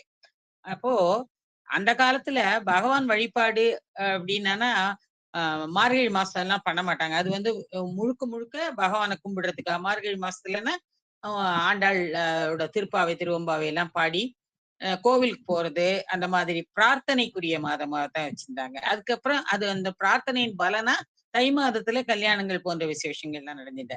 புரட்டாசி மாசத்துல நவராத்திரி வரும். அது வந்து அம்பாளுக்கு ரொம்ப விசேஷம், எல்லாருக்கும் பூஜை பண்ணணும் அப்படிங்கிற மாதிரி. அப்போ அது தவிர இந்த பித்திரு தர்ப்பணங்கள் மகாலயம்னு சொல்லுவாங்க இல்லையா, அந்த முன்னோர்கள் வழிபாடுகள் அதெல்லாம் வரும். அந்த மாதங்கள்ல அந்த மாதத்திலயும் கல்யாணங்கள்லாம் செய்ய மாட்டாங்க. இந்த ஆடி மாசத்துலயும் எந்த நல்ல காரியங்களும் அதாவது லௌகிகமான லோகாயதமான நல்ல காரியங்கள் விளக்கப்பட்டுள்ளன. ஆடி மாசத்துல புது தம்பதிகளை கூட பிரிச்சு வைப்பாங்க. ஏன்னா ஆடி மாசத்துல குழந்தை உருவாச்சுன்னா சித்திரை மாசம் அந்த பெண்ணுக்கு ரொம்ப கஷ்டமா இருக்கும் பிரசவம்னு. அதனால ஒவ்வொன்றும் நம்ம பெரியவங்க வந்து யோசிச்சு யோசிச்சு யோசிச்சு அதுக்கு உண்டான ஒரு அற்புதமான ஒரு வாழ்வியல் முறையோட அந்த ஒவ்வொரு மாதத்தையும் ஏற்படுத்தி வச்சிருக்காங்க. அதனால ஆடி மாசத்துல நல்ல விஷயங்கள்னா லௌகிகமா கல்யாணம் அந்த மாதிரி விசேஷங்கள் நடக்கிறது இல்லையே தவிர ஆடி பிறந்தாலே திருவிழாக்கள் நம்ம தமிழ் மரபுல பண்பாடுல நிறைய கொண்டாடுவோம். நம்ம வந்து காவிரிக்கு விசேஷ பூஜை செய்வோம். என்னன்னா அந்த மழை பெஞ்சா அப்பதான் அந்த தண்ணி வரும். காவிரியை நம்ம தாயா வழிபடுறோம். எப்பவுமே நம்ம ஒரு இந்திய பண்பாடு வந்து எந்த நல்ல விஷயத்தையும் ஒரு பெண்மை தாய்மை அப்படின்னு கொண்டாடுறோம். அந்த மாதிரி பாரத மாதான்னு தானே சொல்றோம். தேசத்தையும் ஒரு தாயா தான் பாக்குறோம், நதிகளையும் தாயா தான் பாக்குறோம், ஒரு பெண்ணா தான் பாக்குறோம். அதெல்லாம் நம்ம மரபு வந்து தமிழ் மரபும் பாரதிய மரபும் பெண்களுக்கும் தாய்மைக்கும் கொடுக்கிற மதிப்புக்கு உண்டானது. இந்த இதுல ஆடி மாசத்துல வந்து நிறைய விசேஷங்கள் வரிசையா வரும். ஆடி பிறந்தாலே விசேஷங்கள் தான் அப்படிங்கிற மாதிரி வரும். அதனால ஆடி பெருக்கு இந்த மாசத்துல தான் வருது. காவிரி மலையில தண்ணி அது நான் சொன்ன மாதிரி மழை இது முடிஞ்சு வெயில் முடிஞ்சு இதமான ஒரு காலம் ஆரம்பிச்சு மழை பெஞ்சு ஆடியில வெள்ளம் வரும். அந்த ஆடி பெருக்கு ரொம்ப விசேஷம். அது வந்து விசேஷங்கள் அப்படிங்கும் போது நல்ல கலந்த சாதங்கள் சுவையா செஞ்சு விருந்தினர்களோட நம்ம மக்களோட சொந்தக்காரங்களோட ஆற்றங்கரையில போய் அம்மனுக்கு ஒரு பூஜையும் பண்ணிட்டு சாப்பிடுறதுங்கிறது அந்த காலத்துல பழக்கம் இருந்தது. அப்ப இந்த காதோலை கருகமணிங்கிற மாதிரி ஒரு மங்கள பொருட்கள் எல்லாத்தையும் எல்லாருக்கும் குழந்தைகளுக்கும் சுமங்கலிகளுக்கும் கொடுத்து வழிபட்டு அவங்களையே ஒரு தாய்மையா வழிபடுற ஒரு பழக்கம் இருந்தது அந்த காலத்துல. இப்ப எத்தனை பேர் அதை பண்றாங்க தெரியல. ஆனா ஆடி பெருக்கு இன்னமுக்கும் கொண்டாடப்படுகிறது. அது அறநூல்களில் குறிப்பிட்ட மொழி இல்ல அது. அது வந்து பழக்கத்துல வந்தது, நம்ம முன்னோர்கள் செஞ்சு வந்தது. அதனால அது ஏற்பட்டது. அடுத்தது ஆடி அமாவாசைங்கிறது ரொம்ப முக்கியம். நம்ம வாழ்ந்து முடிந்து நமக்கு வழிகாட்டியா போனவங்களோட நினைவை கொண்டாடுற நினைவேந்தல்னே சொல்லணும். அந்த அமாவாசையில மத்த மாதங்கள்ல பண்ணாதவங்க கூட ஆடி மாசம், தை மாசம், சித்திரை மாசம் எல்லாம் பண்ணுவாங்க. கரெக்டா சரியாக அந்த அமாவாசையை அனுஷ்டிப்பார்கள். சமுத்திர ஸ்நானம் செய்வாங்க, இல்ல ஆற்றங்கரைகள்ல குளிப்பாங்க. அதுக்கு நிறைய தானங்கள்லாம் பண்ணி புண்ணியம் சம்பாதிக்கிற மாசமா இருக்கும் அந்த ஆடி மாசம். ஆடி அமாவாசை தினங்கள்ல அந்த தானம் பண்ணினா அதுக்கு நிறைய 1000 மடங்கு பலன் உண்டு அப்படின்னு சொல்லியிருக்கு நம்ம சாஸ்திரங்கள்ல. காவேரி வந்து தலைக்காவிரியில உற்பத்தியாகி பல விசேஷ கஷேத்திரங்கள் வழியாக பாய்ந்து வருகிறது. அந்த காவிரியின் தண்ணி ஆடியில பயிர்களுக்கு பாய்ந்தால் ரொம்ப இது. அதனால ஆடிப்பட்டம் தேடி விதை நம்ம பழமொழி கேள்விப்பட்டிருக்கோம். இந்த வளமைக்குரிய மாதமாக இந்த மாதமும் வளமைக்குரிய தாயாக காவிரியையும் காவேரி அம்மன் என்றே பூஜைகள்லாம் பண்ணுவாங்க. நமக்கு எல்லாம் தெரிஞ்சதெல்லாம் என்ன, ஒண்ணே ஒண்ணு, எது ஒசந்ததோ எது நல்லதோ அத ஒரு பெண்மை ஒரு தாய்மைன்னு கொண்டாடி அதுக்கு பூஜை பண்றது. தஞ்சாவூர் பக்கம்லாம் அந்த ஆடி பண்டிகையும் இது ரொம்ப அற்புதமா கொண்டாடுவாங்க. அன்னைக்கு வந்து காவேரி அன்னைக்கும் பூஜை செஞ்சு அதுல ரவிக்கை துண்டு, காதோலை, கருகமணி, குந்துமணி அந்த மாதிரி மங்கள பொருட்கள் எல்லாம் அந்த அம்பாளுக்கும் அந்த இதுலயே விடுவாங்க, காவிரியிலேயே விடுவாங்க. அந்த மாதிரி தஞ்சை ஜில்லால எல்லாம் வழக்கம் உண்டு. ஆடி மாசத்துல தான் இந்த சாதுர்மாசியம்னு துறவிகள் அனுபவிக்கக்கூடிய ஒரு முக்கியமான விரத காலம். அப்போ அது எதுக்காக முதல்ல ஏற்பட்டதுன்னா, இந்த மழை பெஞ்சா கீழே நிறைய சின்ன சின்ன ஜீவன்கள் போகும். அப்ப இவங்க வந்து கொல்லாமையை கைப்பிடிக்கிறதுனால அந்த அதுகளுக்கு வந்து அந்த சின்ன சின்ன மிருகங்களுக்கு பூச்சிகளுக்கு எல்லாம் தொந்தரவு கொடுக்க கூடாதுன்னு ஒரே இடத்துல தங்கி அவங்க வந்து பொதுவா ஒரே இடத்துல தங்க மாட்டாங்க இல்லையா துறவிகள். அதனால ஒரே இடத்துல தங்கி 4 மாசம் பூஜை பண்றதுதான் சாதுர்மாசியம். சதுர்னா இதுல சமஸ்கிருதத்துல 4ன்னு பேரு. சாதுர்மாசிய பூஜைங்கிறது 4 மாதங்கள் அந்த மழை காலத்துல ஒரே இடத்துல அமர்ந்து இந்த சன்னியாசிகள்லாம் விரதம் அனுஷ்டிப்பாங்க. அப்போ எல்லாரும் போய் அவங்கள வழிபட்டு அவங்கள்ட்ட இது கேட்டு உபதேசங்கள் கேட்டு அவங்க சொல்ற உரைகளை கேட்டு மகிழற மாதங்களா இருக்கும். அப்போ வந்து பால் முதல் மாதம் பால் உண்ண மாட்டாங்க, 2ஆம் மாசம் தயிர் உண்ண மாட்டாங்க. அந்த மாதிரி அவங்களுக்கு நிறைய தடைகள் உண்டு. இந்த 2 பிறந்த பருப்புகள் எல்லாம் கூட சாப்பிட மாட்டாங்க. அப்புறம் காய்கறிகள் சாப்பிட மாட்டாங்க. அந்த மாதிரி எல்லாம் ரொம்ப கண்டிப்பான விரத முறைகளை அவர்கள் பண்ணி அவர்களோட தவ வலிமையை அதிகமாக்கி கொண்டு வழிபட வரும் மற்றவர்களுக்கும் அதை கொடுப்பாங்க. அப்புறம் இந்த ஆஷாட மாதம்னு அதை சொல்லுவாங்க. என்னன்னா 2 நட்சத்திரங்கள் உத்திராடம் திருவோணம் அதோ 2 நட்சத்திரம் வரனால அந்த ஆஷாட ஏகாதேசி அப்படிங்கிறது ரொம்ப விசேஷம். ஆஷாட ஏகாதேசியில இருந்து கார்த்திகை ஏகாதேசி வரைக்கும் 4 மாதங்கள் இந்த சாதுர்மாசி விரதம் அனுஷ்டிக்கப்படுகிறது. இதை வந்து நம்ம பெரியவங்க செஞ்சாங்க. இது ஒரு வல்லமையான தமிழ் மரபு.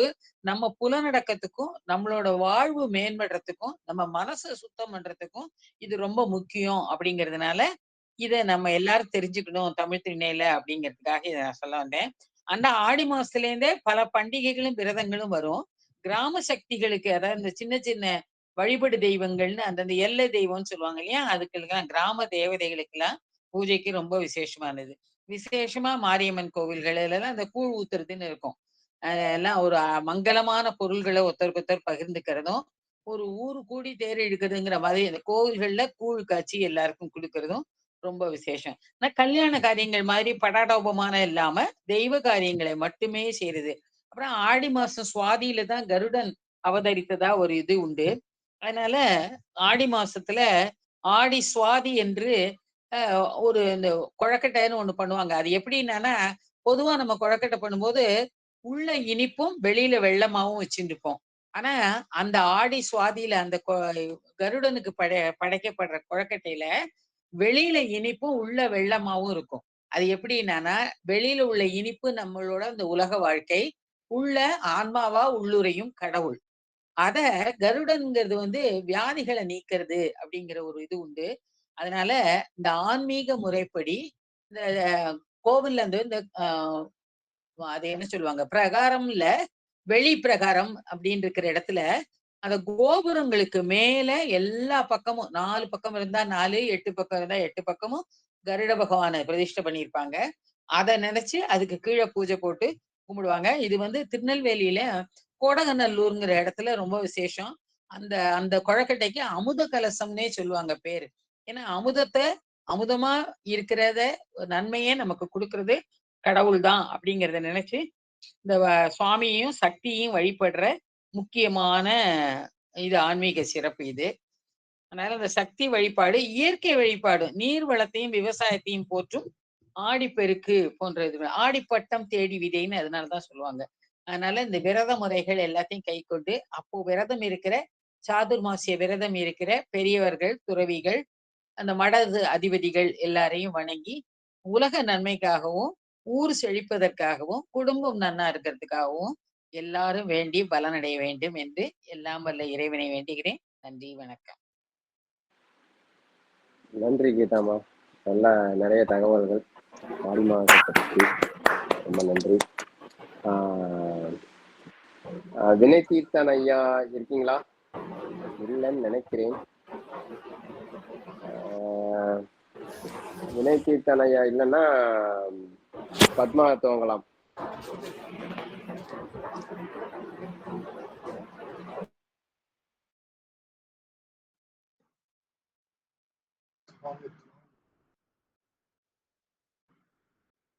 இன்றைய வார்த்தை விளையாட்டு இயற்கை சம்பந்தப்பட்டது. குறிப்பு: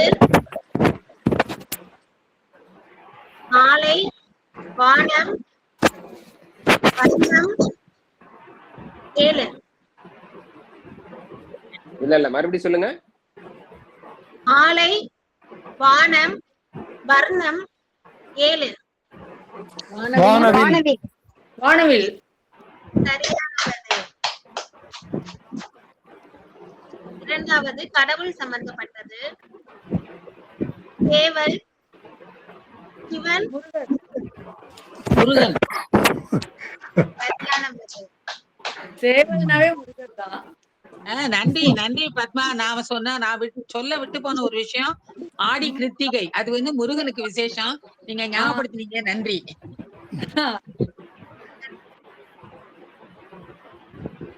சுந்தரமையா ஒரே நிமிஷம். சுந்தரமை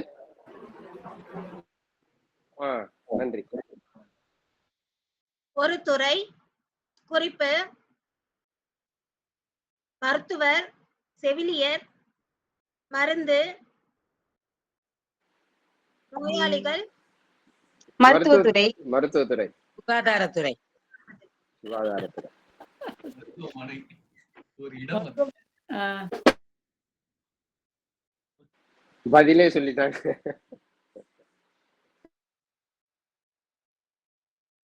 ஒரு பொருள்.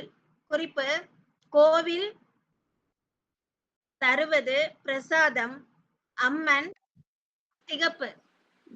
குங்குமம். குங்குமம். குங்குமம். குங்குமம். சரியானது. அம்மன் குங்குமம். ஒரு உறவினர். குழந்தை, பிறப்பு, நெகிழ்வது, இருவர், பெற்றெடுப்பவர். தாய், அம்மா. சரியானது. கல்வி சம்பந்தப்பட்டது. கல்வி. குறிப்பு: பள்ளிக்கூடம், படிப்பு, கற்பது, மெருகேற்றினால் வருவது. அறிவு. அறிவு. ஆசிரியர். வேறு வேறு. சரியாக கேட்கவில்லையம்மா, திருப்பி சொல்லுங்களேன். கல்வி சம்பந்தப்பட்டது. குறிப்பு: பள்ளிக்கூடம், படிப்பு, கற்பது, மெருகேற்றினால் வருவது. புத்தி கூர்மை. வெற்றி. மதிப்பெண். கிராஜுவேஷன். சரியான விடை. மற்றொன்று ஞானம். நான் ஞானம் தான் நினைச்சேன். அப்புறம் இங்க சமஸ்கிருத பொருள் இங்க பயன்படுத்தக்கூடாது தமிழ் திணையிலன்னு உங்க வீட்டுக்காருக்கு பயந்து அதை சொல்லல நான்.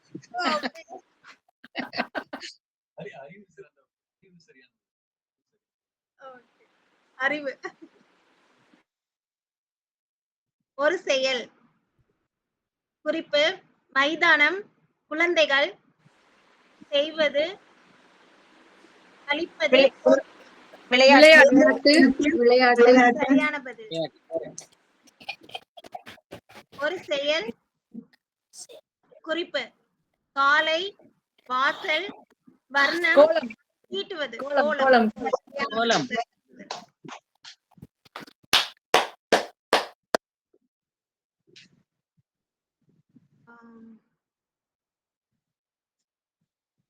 பிரபலம் சம்பந்தப்பட்டது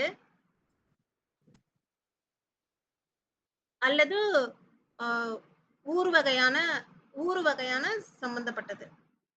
திண்ணை, பாட்டி, மாலை, 6 மணி, பேசுவது. நம்ம தமிழ் திண்ணை. தமிழ் திண்ணை 6 இல்லையா? அது 6 இல்லையா? அது 7 மணினா. பாட்டின்னு சொல்லிருக்காங்களே. ஊர்கதை. பிரபலம். பாட்டி கதைகள். பட்டிமன்றமா? திரும்ப சொல்லுங்க. திண்ணை கதைகள். திண்ணை கதை. பாட்டி, மாலை, 6 மணி, பேசுவது. புரளி. பிரபலம்.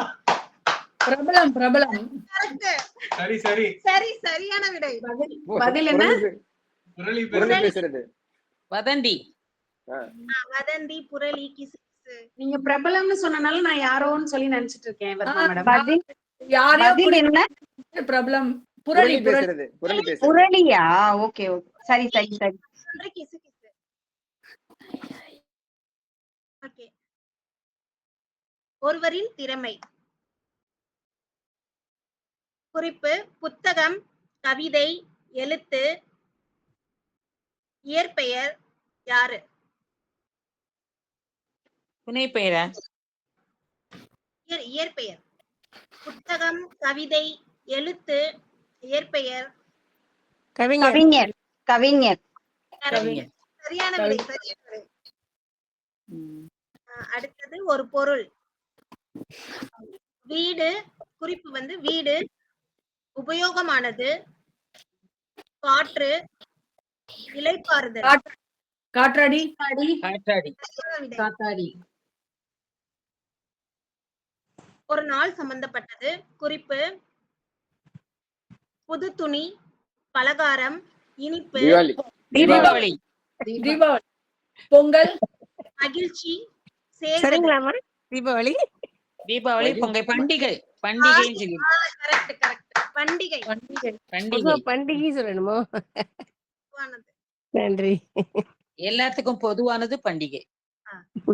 தெரியலையே. நேரம் சம்பந்தப்பட்டது. குறிப்பு: திருமணம், சுபம், சாப்பாடு, முக்கிய தருணம், அழைப்பு. முகூர்த்தம். முகூர்த்தம். சரியான விடை. நன்றி. ஒரு பொருள்.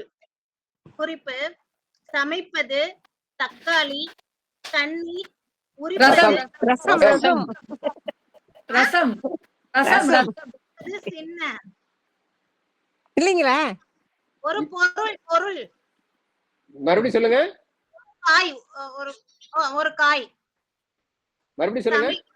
சமைப்பது, தக்காளி, கண்ணீர், உரிப்பது. வெங்காயம். வெங்காயம். கண்ணீர் நீங்க சொல்றது எனக்கு வழங்கலைங்கம்மா. நீங்க தக்காளி அப்படின்னா எங்களுக்கு காதுல தண்ணீர்னு விழுந்துச்சா, சரி ரசம் அப்படின்னு. தண்ணீர் தான் நினைச்சோம். உரிப்பதுங்கிறது விழுகல. சரியா?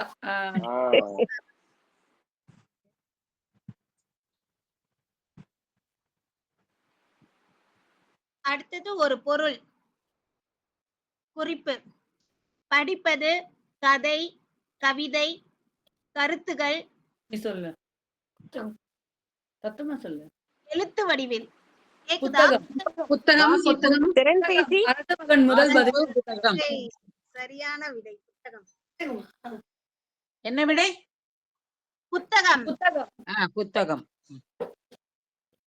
திறன்பேசிக்கும் சொல்லலாமே. அடுத்தது ஒரு பொருள். குறிப்பு: லட்டு, மைசூர் பாக்கு, பாயாசம். இவை அனைத்தும் கூறுவது. இனிப்பு. பூந்தி. பூந்தி. சரியான விடை. இனிப்பு. இனிப்பு. இனிப்பு. இனிப்புதான். அவராக அவர்களை வழிநடத்துகிறீர்கள். சுவை. சுவைக்கு தான் தெரியும், பொருள்னு எழுதிட்டேன். சாரி, மன்னிக்கவும். அழகுனி விளையாட்டு. விடை வினாவும் விடையும் சரியாக உள்ளதல்லவா? மன்னித்து விடுங்கள். அடுத்த முறை ஆசிரியர் அருகில் இருக்கக்கூடாது. ஆசிரியர் அடுத்த பக்கம் போய்விட்டால் மாணவி சரியாக போய் சொல்வார்கள். பக்கத்தால் வந்துட்டு பயமுறுத்திட்டு இருக்கிறாரு. இயற்கை சம்பந்தப்பட்டது. குறிப்பு: இயற்கை, வீடு, வளர்ப்பது, நிழல், தருவது. மரம். மரம். சரியான விடை. மரம். பயணம் சம்பந்தப்பட்டது. குறிப்பு: இரும்பு பயணம், சீட்டு, பேருந்து. ரயில் வண்டி. ரயில் வண்டி. கரெக்ட். ரயில் வண்டி. ரயில் வண்டி. என்னங்கம்மா? ரயில் வண்டி. ரயில் வண்டி. சரியான விடை ரயில் வண்டி. நன்றி. ஒரு நிகழ்வு. குறிப்பு நிலா இரவு வருவது முழுமையாக. பௌர்ணமி. பௌர்ணமி. பௌர்ணமி. சரியான விடை. முழு நிலா. ஒரு செயல்.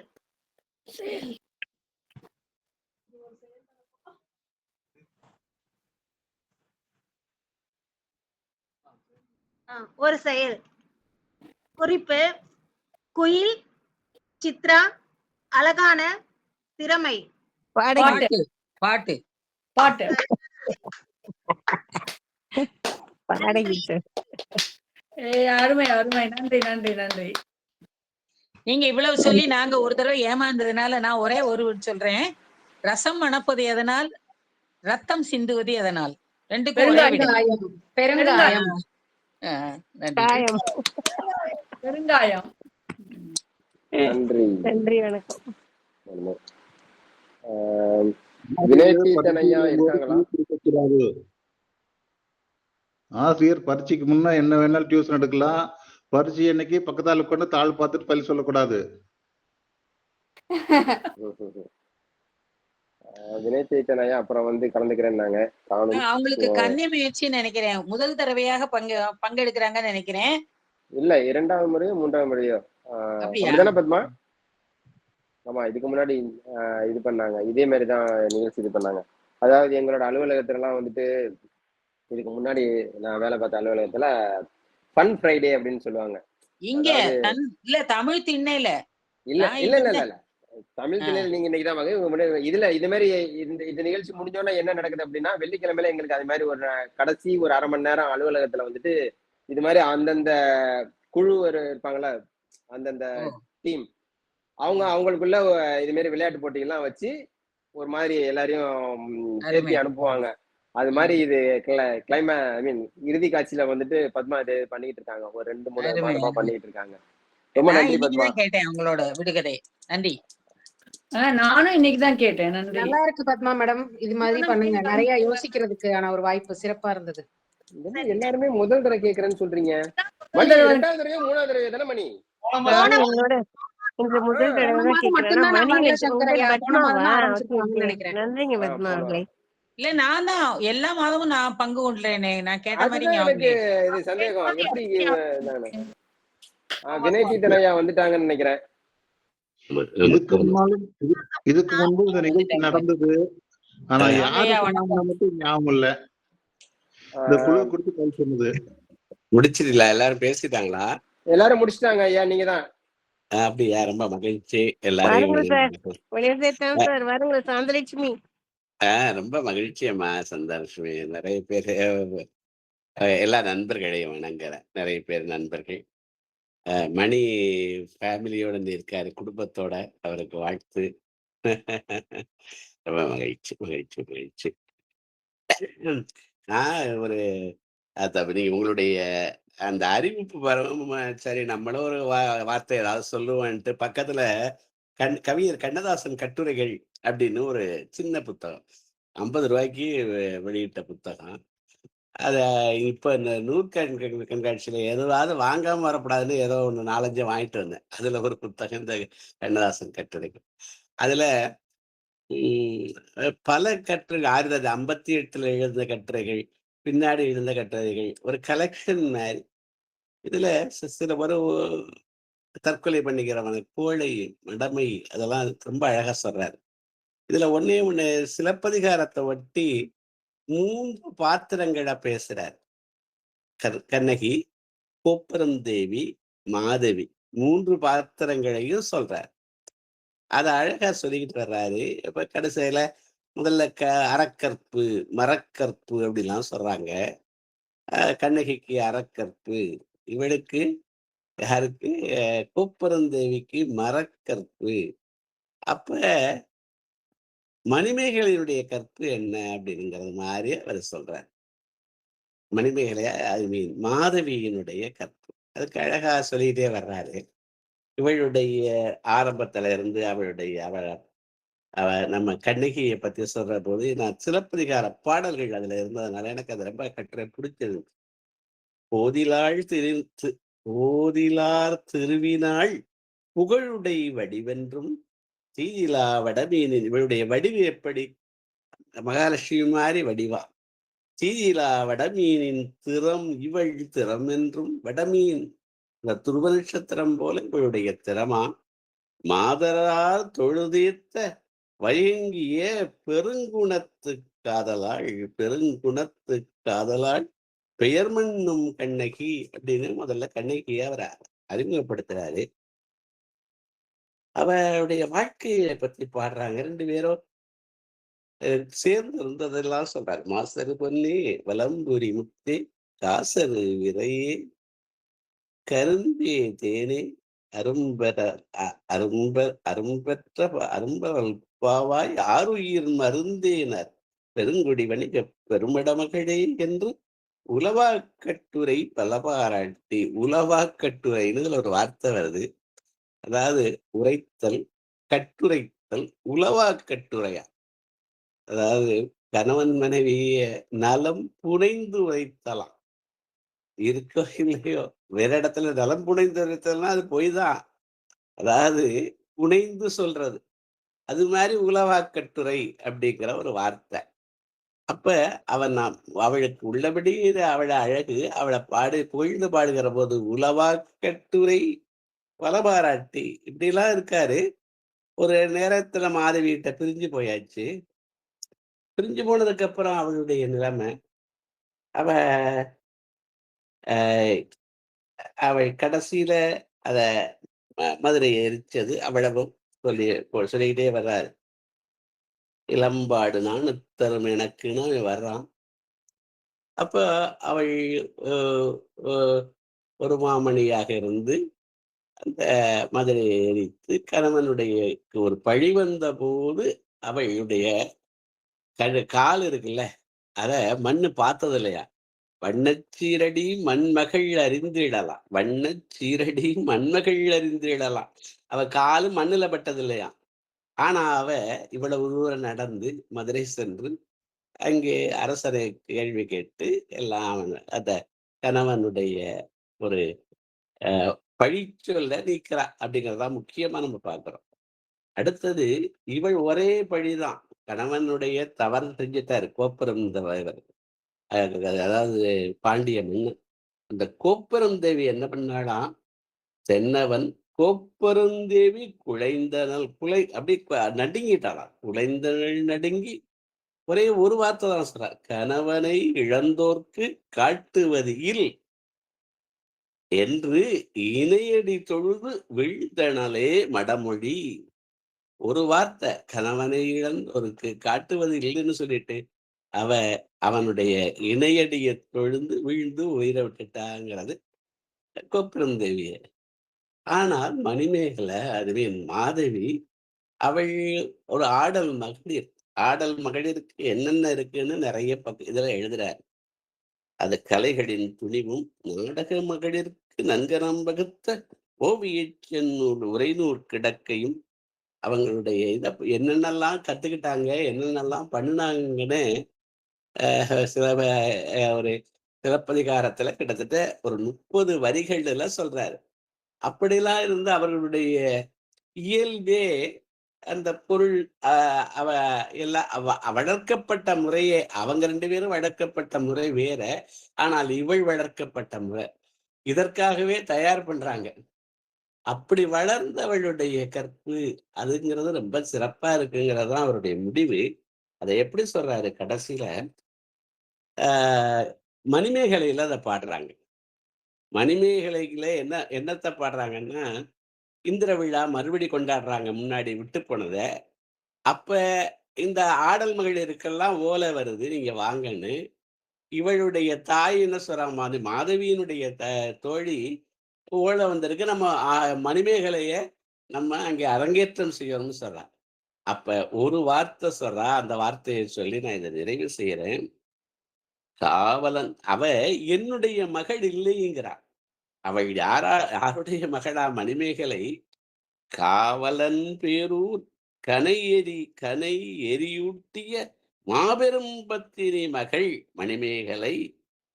அவள் எப்படி என் மக கோவல மகள்லாம் சொல்லல, மணிமேகலை கண்ணகியினுடைய மகள்ங்கிறார். அதை சொல்ற போது காவலன் பேரு கனையெறி ஊட்டிய மாபெரும் பத்தினி மகள் மணிமேகலை அருந்தவப்படுத்தல் அல்லது யாவதும் திருந்தாச்செய்கை தீத்தொழில் படாள் அப்படின்னு முடிக்கிறார். அப்ப இந்த விலைமகளாக இருந்தது தீத்தொழில். அதற்கு அவ போமாட்டா, அவ தவச்செல்வியாக வாழ்வாள் அப்படின்னா அவளுக்கு வழிகாட்டி மணிமேகலைய மாதவியின் தவச்செல்வியாக வாழ்ந்தாள் அப்படிங்கிறதையெல்லாம் கண்ணதாசன் இந்த கட்டுரையில ஒரு கட்டுரை தான் சொல்லியிருக்கேன். அதுல எடுத்து சொல்லி அவர்கள் 2 பேரும் மரபு வழியே வளர்க்கப்பட்ட மரபு வழியே அவர்களுக்கு அந்த உரம் ஊட்டப்பட்டது. ஆனால் மாதவி தானே அடைகிறாள். மணிமேகலைக்கு அவளுக்கு கண்ணகியுடைய மகள்னு சொல்லி அவள் தீத்தொழில் படாள்னு முடிக்கிறாள் அப்படின்னு மிகச்சிறப்பா அந்த கட்டுரை எழுதியிருக்காரு. இதை நண்பர்களோடு பகிர்ந்து கொள்ள கிடைத்த வாய்ப்புக்கு எனக்கு ரொம்ப மகிழ்ச்சி. உங்கள் ஒவ்வொருவரையும் மீண்டும் வணங்கி சிறப்பாக இதை நடத்தி கொண்டிருக்கிற நமது சங்கர் கணேஷ், நமது மணி மற்றும் ஒவ்வொருவரையும் வணங்கி வாழ்த்தி விடைபெறுகிறேன். நன்றி. மிக்க நன்றிங்க சார். நன்றி நன்றி மகிழ்ச்சி மகிழ்ச்சி. ரொம்ப நன்றி. நல்ல ஒரு கண்ணகியோட கதையை சொல்லி நம்ம மகிழ்ச்சி. நன்றிங்க சார். ரொம்ப மகிழ்ச்சி அம்மா சந்தோஷம். ஒவ்வொருத்தருக்கும் நன்றி. நமது பங்கேற்பாளர்களுடைய நிகழ்ச்சியெல்லாம் முடிஞ்சிருச்சு. இப்போ உங்களுடைய கருத்துக்கள் சொன்னீங்கன்னா நம்ம நிகழ்ச்சியை நிறைவு பண்ணலாம். யாருக்காவது ஏதாவது சொல்லணுமா? சார், அனைவருக்கும் வணக்கம், மாலை வணக்கம். மிக அருமையாக இருந்துச்சு. சிறப்பான உரை, ஒரு 6 சிறப்பான உரை கேட்ட மாதிரி ரொம்ப சந்தோஷமா இருக்கு. நிறைய கருத்துக்கள். ரொம்ப சிரமப்பட்டு நான் தமிழ்ல பேசுறேன். எனக்கு ரொம்ப கஷ்டம்தான். ஏன்னா பெங்களூரில் வசிப்பதால் கன்னடம் கற்று விட்டதால் தமிழ் கொஞ்சம் கூட ரொம்ப சிரமமாக இருக்கிறது. ரொம்ப சூப்பரா இருந்துச்சு. சாரி, சூப்பர்னு வந்துருச்சு பாத்தீங்களா, கஷ்டப்பட்டு. நன்றி. சிறப்பான உரை, அருமையான தலைப்புகளில் பலவிதமான கருத்துக்களை கொடுத்துள்ளார்கள். மிக்க நன்றி. அனைவருக்கும் வாழ்த்துக்கள். தமிழ் திண்ணைக்கும் வாழ்த்துக்கள். இதை தொகுத்து வழங்கி கொண்டிருக்க அவர்களுக்கும் வாழ்த்துக்கள். நன்றி. நன்றி சிவசங்கரி அவர்களே. அது ஒன்றும் இல்லை, போக போக உங்களுக்கு பழகிடும். நீங்கள் ஒரு 2-3 மாதம் தொடர்ந்து பயணிச்சுட்டு வந்தீங்கன்னா, குழுவில் அப்படியே பங்கேற்றீங்கன்னா உங்களுக்கு வந்துடும். அப்புறம் 4வது மாதம் நீங்களும் ஒரு உரை கொடுத்துடலாம். கண்டிப்பா சார். நன்றி. சித்திரமும் கைப்பழக்கம், செந்தமிழும் நாப்பழக்கம். பழக பழக செந்தமிழ் வந்துரும். அவ்வளவுதான். கண்டிப்பா. பேசுங்க. நம்மளோட தளம் தான், இங்கதான் கத்துக்க முடியும். தைரியமா பேசுங்க. கண்டிப்பா உங்களோட ஊக்கம் என்னை ஒரு நாள் இந்த தளத்தில் பேச வைக்கும் என்ற நம்பிக்கையை கொடுக்கிறது. நன்றி. நிறைய இடத்துல பேசுறாங்க. சிவசங்கரி ரொம்ப சிறப்பா அன்றைக்கு பேசுறாங்க. ஒரு நூலரை அறிமுகம் பண்ணுங்க. என்னமோ எல்லாரும் ஐ டோன்ட் நோ தமிழ் அப்படின்னு சொல்றாங்கல்ல, அந்த மாதிரி சொல்றத ஒரு பெருமையா பலரும் நினைச்சுக்கிறாங்க. அதாவது எனக்கு தெரியாது, இருந்தாலும் நான் சொல்கிறேன். அந்த மாதிரிலாம் அது அப்படி இல்லை. ரொம்ப சிறப்பா பேசுறீங்க சிவசங்கரி அம்மா. நீங்க பேசுறத நான் கேட்டேன். அதுவும் கிட்டத்தட்ட 3/4 மணி நேரம் கேட்டேன். ரொம்ப சிறப்பா பேசுறாங்க. அதனால நீங்க இன்னுமே எனக்கு தமிழ் தெரியாது, நான் அப்படி பேசுறேன் அப்படி இப்படிங்கிறத இந்த வார்த்தையை பயன்படுத்த வேண்டாம்னு நான் என்னுடைய ஒரு வேண்டுகோளா வைக்கிறேன். இது உங்களுக்கு மட்டுமல்ல, ஒவ்வொருத்தருக்கும். ரொம்ப முயற்சி தானே, நம்ம தமிழர் முயற்சி பண்ண வேண்டியது தானே. மகிழ்ச்சி. நன்றி. வாழ்த்து. நன்றி ஐயா. நன்றி. லோகநாதன் அவர்கள். மீண்டும் அன்பான வணக்கம் ஐயா. இன்னைக்குதான் வந்து கேட்கிறேன். எல்லாருக்கும் தெரிஞ்சவங்க தான். சிவகலி மேடம், லாவண்யா மேடம், இவங்களதெல்லாம் பலமுறை நான் கேட்டிருக்கேன். இவரு நம்ம ஐயா அவர்களுக்கு வந்தார் வினைத்தேன் ஐயா, இதெல்லாம் கேட்டிருக்கேன். இன்னைக்கு ரொம்ப அழகா இருந்தது, அருமையா இருந்ததுனால நல்ல கருத்துக்கள். இந்த மாதத்துக்கு ஒரு முறை கடைசி ஞாயிறுன்னு சொல்லியிருக்கீங்க. நான் கண்டிப்பா வருவேன். அனைவருக்கும் மீண்டும் கோடான கோடி நன்றியை தெரிவித்துக் கொண்டு வாழ்க வளமுடன், வாழ்க வளமுடன், வாழ்க வளமுடன். நன்றி ஐயா. நன்றி ஐயா. நன்றி. உங்களுடைய வாழ்த்துக்கள் ரொம்ப தேவையான ஒண்ணு. ரொம்ப நன்றி. மாதம் வந்துருங்க. வேற வேற யாருக்காவது ஏதாவது சொல்லணுமா? சந்தானலட்சுமி சொல்லுங்க. அனைவருக்கும் அனைவருக்கும் மாலை வணக்கம் சார். நல்ல ஒரு நான் இந்த இந்த நிகழ்ச்சி நான் இதுதான் தடவையா நான் கேட்குறேன். ரொம்ப சந்தோஷமா இருந்தது. அதில் முதலா சாந்தா மேம் பேசினாங்க. அந்த கதையெல்லாம் சொல்லி ரொம்ப நல்லா இருந்தது. அடுத்து லாவணி அம்மா, சிவசங்கரி அம்மா, பத்மாங்களா அது மணின்னு வந்தது. பத்மா அம்மா, கடைசியா மனிதத்தான் சார். அனைவருமே அவங்களுக்குள்ள ஒரு ஒரு நான் ஒன்னொன்னா பேசினா இப்ப நேரம் போதாதுன்னு நினைக்கிறேன். ரொம்ப சிறப்பா இருந்தது. முதல்ல பேசினவங்க வார்த்தைகள் பத்தி பேசினாங்க இல்லைங்களா? அது சொற்கள் அந்த ஒரு சொல் ஒரு மனிதனை கொல்லும், ஒரு சொல் ஒரு மனிதனை வெல்லுங்கிறத அது ஷார்ட் ஃபார்மா அதை பேசினாங்க. இதோட பேசினாங்க. நல்லா இருந்தது. ஆனா முக்கியமா அந்த இடத்த பார்க்க போனா நாவடக்கம் ரொம்ப முக்கியங்கிறது தெரிஞ்சது. அந்த இடத்துல அவங்க பேசும்போது அந்த நாவடக்கம் என்று அந்த நாவுக்கு அவ்வளோ ஒரு சிறப்பு சொன்னாங்க. நிறைய இன்னும் நிறைய எல்லாம் சொல்லிட்டு இருந்தாங்க. அவங்க வரதாம்மா மங்கை மங்கை மேடம் இந்த 6 நூல்களை பற்றியும் ரொம்ப ரொம்ப சிறப்பா சொன்னாங்க. அது சிலது நான் படித்ததாக இருந்தது. கேட்பதற்கு ரொம்ப மகிழ்ச்சியாக இருந்தது. நன்றிங்க சார். அது அதுக்கு அவங்களுக்கெல்லாம் தலைவரா சங்கர் கணேசையா அவர்கள் ரொம்ப சிறப்பா நடத்தி வரீங்க. வாழ்த்துக்கள். இன்னும் யார் யார் பேர் விட்டு போனாலும் மணி மன்னிக்கவும். நாச்சியப்பன். மணி நாச்சியப்பன். அவங்க அடிக்கடி பார்த்தேன். இப்ப பேசிட்டு இது பண்ணி பேசினாங்க இடையில. நன்றிங்க சார். சிலது மனதுல வைக்கல. ஏன்னா எழுதல நானு.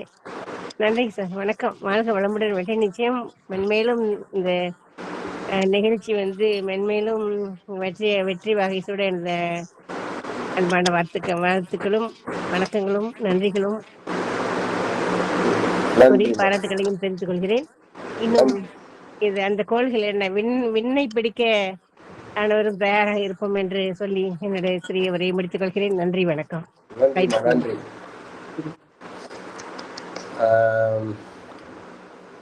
வேற யாராவது பேசணுமா?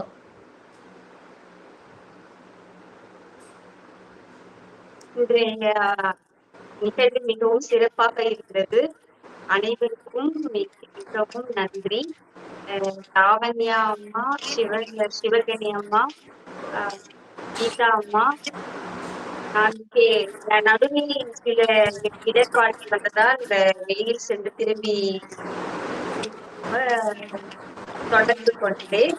அதனால் இவர்கள் மூவரின் உரையை என்னால் கேட்க முடிந்தது. மிகவும் நன்றி, மிக்க மகிழ்ச்சி.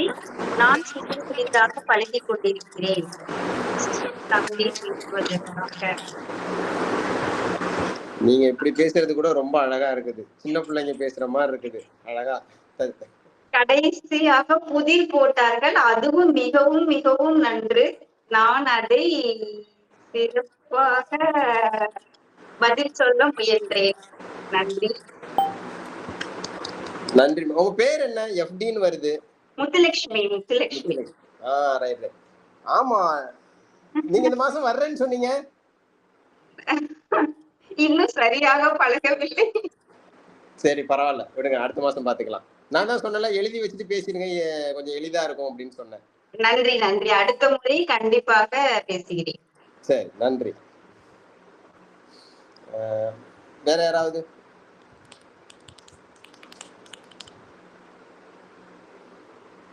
சரி, இப்ப நிகழ்ச்சியை முடிச்சிடலாமா? இன்று கலந்து கொண்டு பேசிய அனைத்து தமிழ் உள்ளங்களுக்கும் ரொம்ப ரொம்ப ரொம்ப நன்றி. எனக்கு தெரிந்த மட்டில் நம்ம குழுல தான் 6லிருந்து 60 வரை, அதாவது என்ன சொல்றது, சின்ன பங்கேற்பாளரும் பெரிய மூத்த பங்கேற்பாளர்களும் இருக்கிறாங்க. வேற எந்த குழுலும் இருக்கிற மாதிரி எனக்கு தெரியல. எல்லா வயதினரும் பங்கேற்கிற ஒரு நிகழ்ச்சி இது. உங்களால் தமிழுக்கும் பெருமை, தமிழால் நமக்கும் பெருமை. இதே மாதிரி உங்களோட பங்களிப்பை மாதம் மாதம் கொடுங்க. கொடுத்துக்கிட்டு தான் இருக்கிறீங்க. ஒவ்வொருத்தரும் ஒவ்வொரு தலைப்பில் நீங்கள் எடுக்கிற முயற்சி எல்லாத்துக்கும் ரொம்ப நன்றி. 57 முடிச்சிட்டோம். சொல்லுங்க லாவண்யா. நண்பர்களே, இணைய சிக்கல், அதனால நடுவில் பேச முடியல. சிறப்பா போயிட்டு இருக்கு நம்மளுடைய தமிழ் திணை. இந்த தமிழ் திணையில நம்ம செய்கின்ற முயற்சியை தொடர்ந்து நான் என்னுடைய அகாடமியில் குழந்தைகளுக்காக நடத்துகின்ற ஒரு நிகழ்வு தமிழால் இணைவோம். அதுல முழுவதுமா முடிந்த அளவுக்கு தமிழ் குழந்தைகளை வந்து தமிழ் சொற்கள் பயன்படுத்த சொல்லியிருக்கிறேன். அது ஒரு முயற்சியா செஞ்சுட்டு இருக்கோம். அதுல வந்து நிறைய குழந்தைகள் கேட்டு கேட்டு தெரிஞ்சுக்கிறாங்க. சில வார்த்தைகளை படிக்கிறதுமே அவங்க தயார் செஞ்சுட்டு வரும்பொழுதுமே தமிழ் வார்த்தைகளே வச்சு கொண்டு வந்துடுறாங்க பெரும்பாலும். அது வந்து பெற்றோர்களும் அங்க வந்து அவங்களுடைய பின்னூட்டத்தை கொடுக்கும் பொழுது முழுவதுமா முடிஞ்ச அளவுக்கு தமிழ்ல கொடுக்கறது ஒரு சிறப்பு. அதுக்கு இந்த தமிழ் திணை எனக்கு ஊக்கமளித்ததற்கு நன்றி. நன்றி நன்றி. இயல்பாவே ஒரே ஒரு ஒரு ஒரு அரை நொடி இயல்பாவே பேசணும். அதற்காக ஒண்ணு அதை தமிழ்ல பேசணுங்கிறதுக்காக ரொம்ப முயற்சியெல்லாம் ஒண்ணும் பண்ண வேண்டாம். ஏதாவது ஒரு சொல் வருகிற போது மனசுல தோன்றுகிற போது ஆங்கில சொல்லோ அல்லது வடமொழி சொல்லோ தோன்ற போது ஒரே ஒரு 1/4 செகண்ட் அதை பத்தி நினைச்சோம்னா அடுத்து தமிழ் சொல்லு தோன்றிடும் தன்னால. அதனால இதற்கு பெரிய முயற்சியெல்லாம் யாரை எடுத்து நான் அவ்வளவு படிக்கணும் அப்படிலாம் அதாவது சொல்லணும்லாம் நினைக்க வேண்டாம். முத்துலட்சுமி அவங்கெல்லாம் சொல்லுவாங்க. அவங்கெல்லாம் உரையாற்றுறதை நான் பாக்குறேன், ரொம்ப சிறப்பா இருக்கு. எப்பவாவது ஒரு ஆங்கில சொல்ல என்னமோ வந்துடுறது, அது பரவாயில்ல, அது இயல்பு. முடிச்சு பார்க்கணும். அப்படி வர முடியல அப்படின்னா அதுக்காக சிரமப்பட வேண்டாம். நீங்க என்னத்த சொல்லணும்னு நினைச்சீங்களோ அதை சொல்லுங்க, அதான் முக்கியம். அதுல ஒரு சொல்லு 2 சொல்லு வந்துட்டா அடுத்தாப்புல திருத்திக்கின்றோம் நம்மளே. அதாவது இப்ப இந்த தளத்துல நம்ம நண்பர்கள் உணர்த்துறது அந்த உணர்வோட இருங்க அப்படிங்கறதுதான். அதாவது நம்ம தமிழிலேயே பேச முயலணும் அப்படிங்கிற உணர்வும் மனசுல இருக்கணும். அதை வச்சுக்கிட்டு பேசினாவே சிறப்பாத்தான் இருக்கு. அதனால யாரும் இதுக்காக யோசிக்கிறதா வேண்டாம். நேரத்தை பேசலாம்ங்கிற ஒரு இதையும் ரொம்ப அழகா எல்லாருமே பேசுறீங்க. அதை அவங்க அழைக்கிறேன். நன்றி நன்றி.